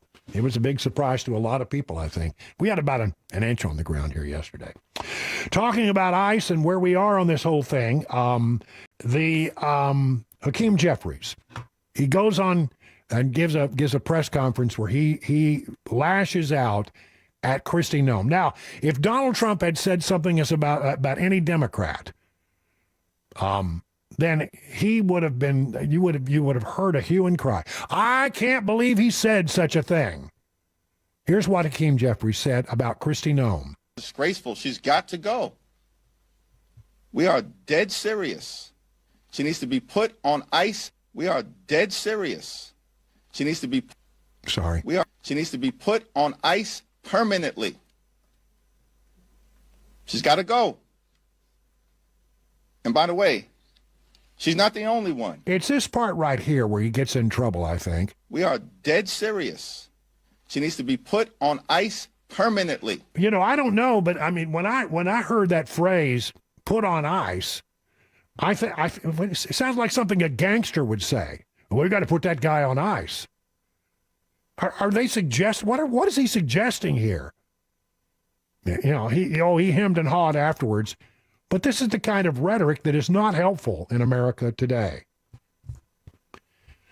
Other news that has to do with ICE and where we are in America today. ICE agents chase down migrant sex predator after a judge allows him to stroll out of the New York City courthouse. An alleged crack-smoking sexual predator migrant wanted by ICE was allowed to flee out the back door of a Manhattan courthouse, infuriating federal agents, the New York Post has learned. Gerardo Miguel Mora, arrested for shoplifting and possession of stolen property after allegedly snatching $130 in items from an H&M display case in Midtown that day, court records show. But what about his background? Mora, whose country of origin was not disclosed, was collared on the Upper West Side on January 7th for possession of alleged crack cocaine, according to a criminal complaint. In 2011, Mora was busted for attempted rape and strangulation after he allegedly followed a 21-year-old woman home in Midtown, choked her, and tried to move her clothes, according to police sources. He was stopped by a bystander who heard the woman's cries and came to her aid, holding Mora down until cops arrived, sources said. He was presumably deported after that and was off the radar in America for 12 years. But in 2023, under the Biden administration, he's back in the U.S. and arrested for showing a false ID. How is it that Democrats don't think it's a good idea to get people like this guy off the street? No, we're going to let you slip out the back door so that ICE doesn't arrest you. This is what some parts of our country have come to. Meanwhile, in Minnesota, the officials in the state, I'm talking about the Attorney General, the mayors of Minneapolis and St. Paul, and others, were trying to get the ICE to leave, or ordered to leave, and they filed a lawsuit or tried to get ICE out of Minnesota. And guess what? A judge appointed by former President Joe Biden rejected the Minnesota government's request to end federal immigration enforcement operations in the state on Saturday. Minnesota-based District Judge Catherine M. Menendez, whom Biden appointed to the federal bench in 2021, rejected the request by Democrat Minnesota Attorney General Keith Ellison, the mayors of Minneapolis and St. Paul, to immediately remove ICE and customs enforcement agents and other federal law enforcement officers from the state. It was never, no judge is likely to approve that. To say that the feds can't be in a state is outrageous. It is the job of the federal government to enforce immigration laws. It's not the job of the police. The police could help ICE, but it's not their main priority. We're not asking local police to go out and enforce immigration laws. We're just asking them to stay out of the way and to keep the protesters off the backs of the people who are actually assigned to do the job, who under the Constitution have the responsibility of making sure that illegal immigrants are not in this country, especially those who commit a lot of crime. All right, so that happened in Minnesota. Good news there. A lot of talk about Don Lemon and his arrest, which occurred, the last Friday. Don Lemon was acting many people believe, not as a journalist, but as a protester, as an agitator. It's the record is pretty clear on this. And it's shocking to me that true journalists are coming to his defense, because he wasn't acting as a journalist. He was acting as an activist, as an agitator. And he's claiming that simply because he once worked for CNN, that he has First Amendment protections as a journalist is wrong in my mind. And I care deeply about protecting journalists, but he's not a journalist in this case. And that is ongoing. He's out of jail now, made his appearance, and everybody was loving on Don Lemon at the Grammys last night when he was there. They are all wearing anti-ice or get ice out buttons, and even we talked about the groundhog. There was another rodent who was talking last night. Bad Bunny said that he used his Grammy speech to speak out against ice. Thank you very much. He's not even a U.S. citizen, I think. So enough of that. 23 minutes now past the hour of 8 o'clock on Super Talk 99.7 WTN. And coming up, Nashville's mayor changes his tune on the power outages. Also, it's not just power that's causing trouble for Nashville. Water service is down in some parts, too. Those stories coming up at 8:30 on Super Talk 99.7 WTN.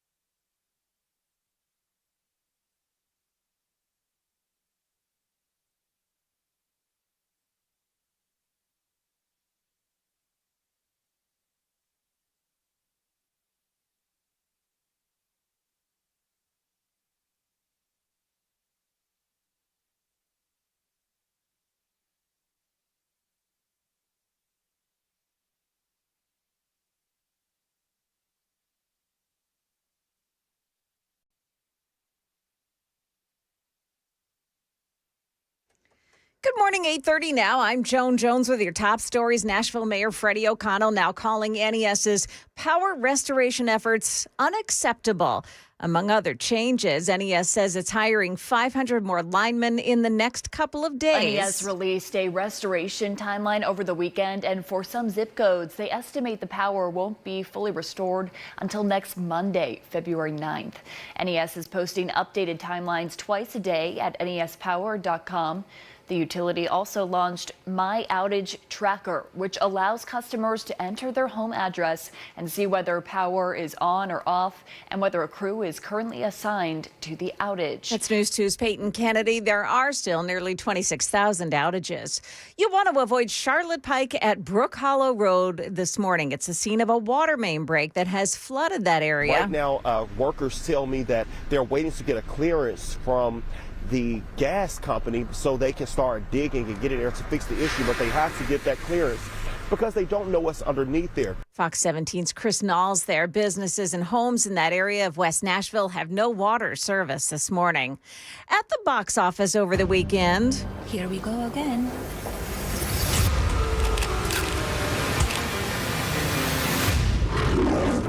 The Melania, the documentary, had the highest opening of a non-music documentary in more than a decade, bringing in $7 million. A check on stocks in the early going here. Dow Jones Industrials beginning the day 192 points lower. The NASDAQ falling 93, and the S&P 500 index is minus 18 points. That's the latest news, traffic, and weather next. I'm Joan Jones, WTN News.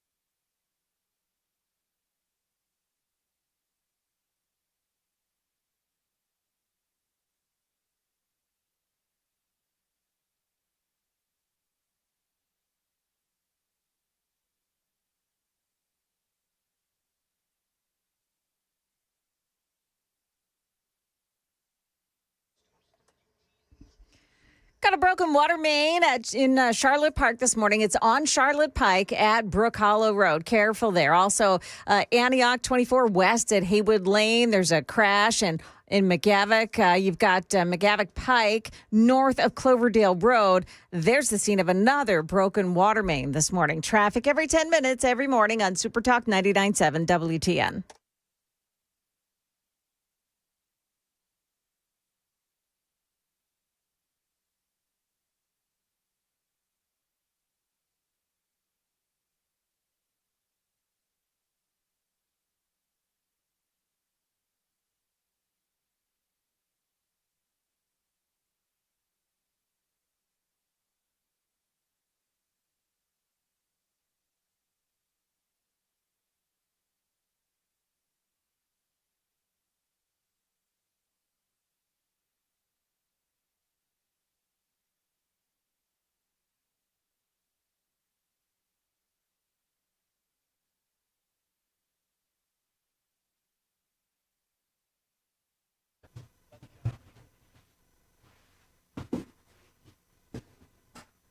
It's 36 minutes past the hour of 8 o'clock on Super Talk 99.7. We're in the home stretch here of the Nashville Morning News. Dan Mandis will be back in his chair, his rightful place tomorrow, and I will return to relative bliss of retirement here in bucolic Watertown.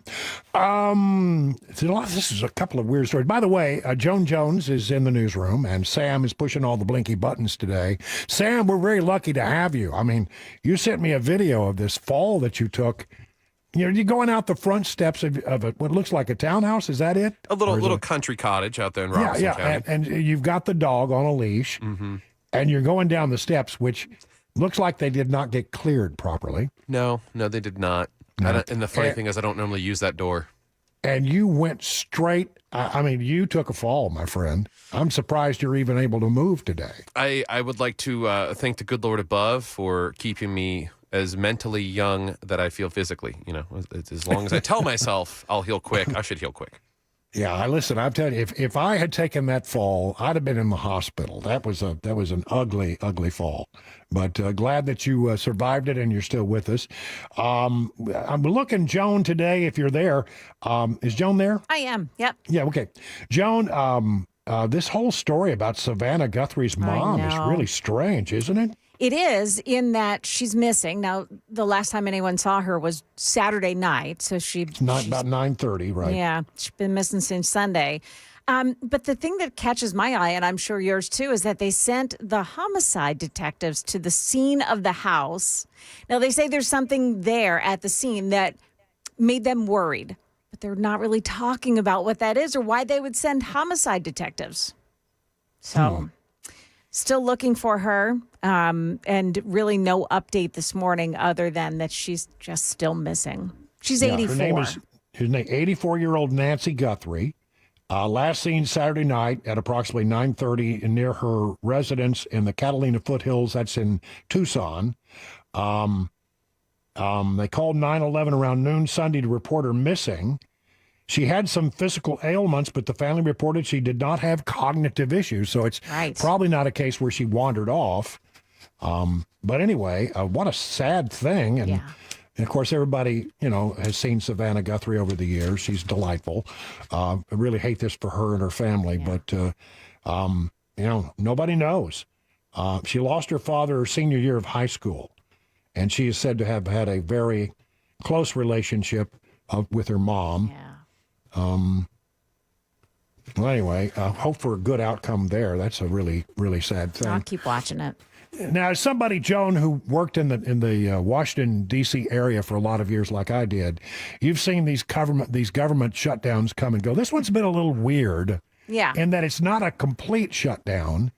It's a partial shutdown, but it still has to be approved by the House, and that can't apparently happen until Tuesday. Right. And Speaker Johnson said he doesn't expect the Democrats to help fast track anything because they don't want it to be fast tracked. And he's, I think I heard you say earlier that he's got a 1 vote advantage here. Yeah. Yeah, I mean, we started out with like 5-vote advantage, but I mean, some people have retired, and there have been some people who died, and people who've been replaced, and elections have been held. And as it stands right now, he's got a 1-vote margin in the House, which concerns me a great deal, because if you just look at the actuarial tables and you look at the average age of a member of Congress, and there are some people who are really up there in years on both sides of the aisle, it could entirely be the situation that the House gets lost simply because somebody passed away. Yeah, it's very, very tight. It sure but is. I did read this. I thought it was interesting that this is a story that's in Axios this morning. House Democrats splintered on whether to vote for legislation that would keep the Department of Homeland Security funded for 2 more weeks. The deal was the result of negotiations between Senate Democrats and the White House. Many House Democrats despise the idea of voting to fund DHS without reforms even in the short term, but they also don't want to see, the TSA and FEMA be shut down, which is funded through DHS. So, I can see why there would be a great number of Democrats who would probably have to vote for it. I mean, if you're a Southern Democrat, there aren't many of them, but there are a few. You wouldn't want to see, after this big ice storm, FEMA, handcuffed in some way. People want FEMA to respond in times like this. So I think it's going to pass, but they're not going to allow it to do it quickly. And, you could do this by unanimous consent in the Senate. You can do it very quickly if there are no objections in the House, but there will be at least one objection. So here we go. You got to go through the regular order. That means there's got to be a rule. Then they pass the rule passes out of committee today. Then they take it up on the floor tomorrow. The thing has to ripen, and then they will take a vote in the House of Representatives tomorrow. I think probably it will pass. Yeah. But again, who knows? Given the politics of that town right now, it's hard to predict. Democrats are divided, and Republicans, there are a few unpredictable members in that bunch. Yes, So- we've heard those names before. Also, 14,000 air traffic controllers are headed to work today without pay. They must feel like they're always the target. They're going to work again for the DOT without getting any pay. Well, I mean, listen, you got your TSA. So the people who they're going to work without pay today. Yep. You got your air traffic controllers. They're going to work without pay today. But it'll get resolved, I think, probably by tomorrow. Cross your fingers that there are no hiccups, because in the legislative process, I got to tell you, things can go sideways in a big hurry. Yep.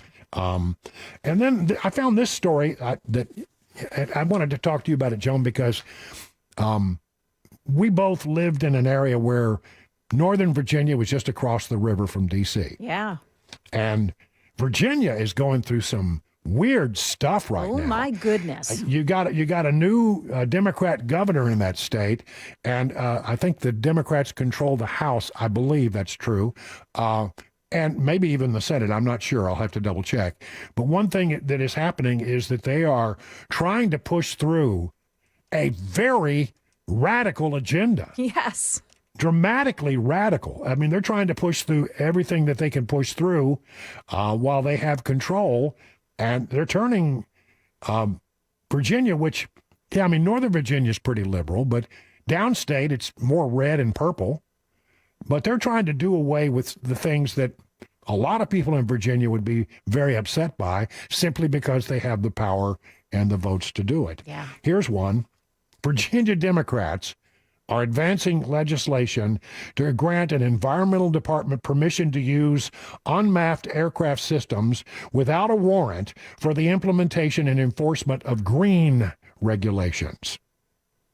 If they think that you're not following their green laws, Oh, my goodness. they're going to fly a drone over your property and take pictures so that they can build a case against you. It's horrible. That is. And people say, well, it happened in my property, that drone, I'll be shooting right there. You know what? You can't do that. It apparently, used to fly drones a little, just for photography purposes. Just I thought it was fun, and it was fun. But what I found out is a drone is considered an aircraft, which is controlled by the FAA, and shooting down a drone carries the same penalty as if you were to shoot down a Cessna or a jet. I mean, it's a very serious crime. But it So sure you will can't feel really- good if you do it. Yeah, it'd feel good for about an hour. Yeah. Till the federal officials came looking for you. Yep. Exemptions for Virginia government bodies to use drone without a warrant include cases involving missing children or suspects at large. That's the current. Now, I mean, we're going to see drones. I mean, drones are going to be a big part. I think I want to say in Lebanon and Mount Juliet, or in Wilson County for sure, they are now putting drones on the roof of the police departments. Wow. And the idea is that if there's a need for, a set of eyes, like you would have a police helicopter. You know, Nashville has a couple of police helicopters. Yeah, sure. And they support the police, and they're there flying over the scene. Sometimes they're the first to arrive. There's almost always a helicopter up over Nashville any time of the day, and they're the first to arrive, and they're there to support the police. Well, there are police departments in Wilson County that I know of, I've seen stories about it, where they're going to put drones on the roof of their building, and they're going to launch the drone much like you would launch a police helicopter. If there's something going on, the first police unit to arrive on the scene will be a drone controlled by somebody back at police headquarters. Isn't that something? Yeah, I mean, I get it. There's no labor involved except for the person who's operating the drone. So there's a big cut in labor cost for the government of that area. But, you know, it's so intrusive. It's so intrusive because of everything else that it also captures on its cameras on its way there. You know, I don't know. This is the way I think it's the future, but it's really a scary future. Yeah, well, I think there's gonna come a time where your pizza is delivered by drone. Yeah, there's gonna come Agreed. a time where you can order some Chick-fil-A and it's going to be delivered by drone. And the people at Walmart are experimenting in some places around the country. They're delivering, and so is somebody else. So Amazon is working with it to deliver. The idea at Amazon was you order it on Amazon, and it can arrive at your house in less than an hour. That's what they're going for. That's what they're working towards. Yeah. I love it. But I mean, they're going to be a part of our life. But this one, it seems like, okay, the police don't have to have a warrant. They can fly over your private property and shoot pictures so that they can enforce their Green New Deal agenda. I don't know. Seems like that'll get challenged. You would hope that it gets challenged at the federal level so that this is not something that we have to see all across the country. Every blue state will turn to that. Yeah, it's technology. I don't know how you stop it. Yeah. The AI, the drones, all of it. I mean, it's hard to stop it. But it seems like to me that there are some concerns. I don't have a problem with police having a backup. So let's say, for example, police officers are driving into a dangerous situation. You've got eyes over the scene, so you can protect the police officers from arriving on the scene. I mean, there is this old saying that there is no expectation of privacy on a public street. But when you're flying over people's homes, that's not a public street. Right. You have really, it gets to the point now where the only place where you truly have complete privacy is in your home. If you're on your deck, you're on the swimming pool, you're in the backyard playing with the dog, you don't have an expectation of privacy anymore. And that's, I don't know, I think we've lost a little something there. What if the drone camera catches you doing something in your home? Shooting through a window, you could. You could. I think we're going to get legal challenges on how much airspace above your property do you own now. Mm-hmm. Yeah, well, believe it or not, there's a building in Montgomery County, Maryland called the Air Rights Building. And it's called that because it was very crucial in developing law about how much of the air above a piece of property do you own. It's a very interesting important law. I don't know. Did you ever see the Air Rights Building? No. It's right there on Wisconsin Avenue. Oh. Yeah. Is it notable because there's a sign outside? I don't remember ever seeing that. I worked on Wisconsin. I'm trying to remember exactly because I've read it. It's been so many years ago. I forgot the details about the case. But apparently there was a challenge because they wanted to build around an existing structure and above it. And somebody said, no, you can't do that because of the air rights. We own the air above our house. Yeah. And I think that the ruling and by the law was, no, you don't. So I don't know. And then there's this. I did not know until today that I've always heard about the JFK assassination, which is some 62 years ago. Yeah. Hard to believe. And the Zapruder film, we've all heard about this. I used to hate the Zapruder film because when I worked at Fox, if they would send you to do some story about JFK assassination, you could not use the only video of the incident. Yeah. Because apparently it's owned privately by the Zapruder family, and they charge an ungodly amount of money to use that video. I think on the 50th, I want to say that they got permission to use it once. Whoa. But it was expensive to do so. But anyway, apparently there's a whole nother film that's out there, 8mm film, captured by Dallas air conditioner repairman Orville Nix as bullets ripped through Dealey Plaza on 22nd of November 1963. It hasn't been seen since 1978, when it was sent away for analysis by an LA company and then later fell under federal ownership, although the feds say we don't have it. Yeah.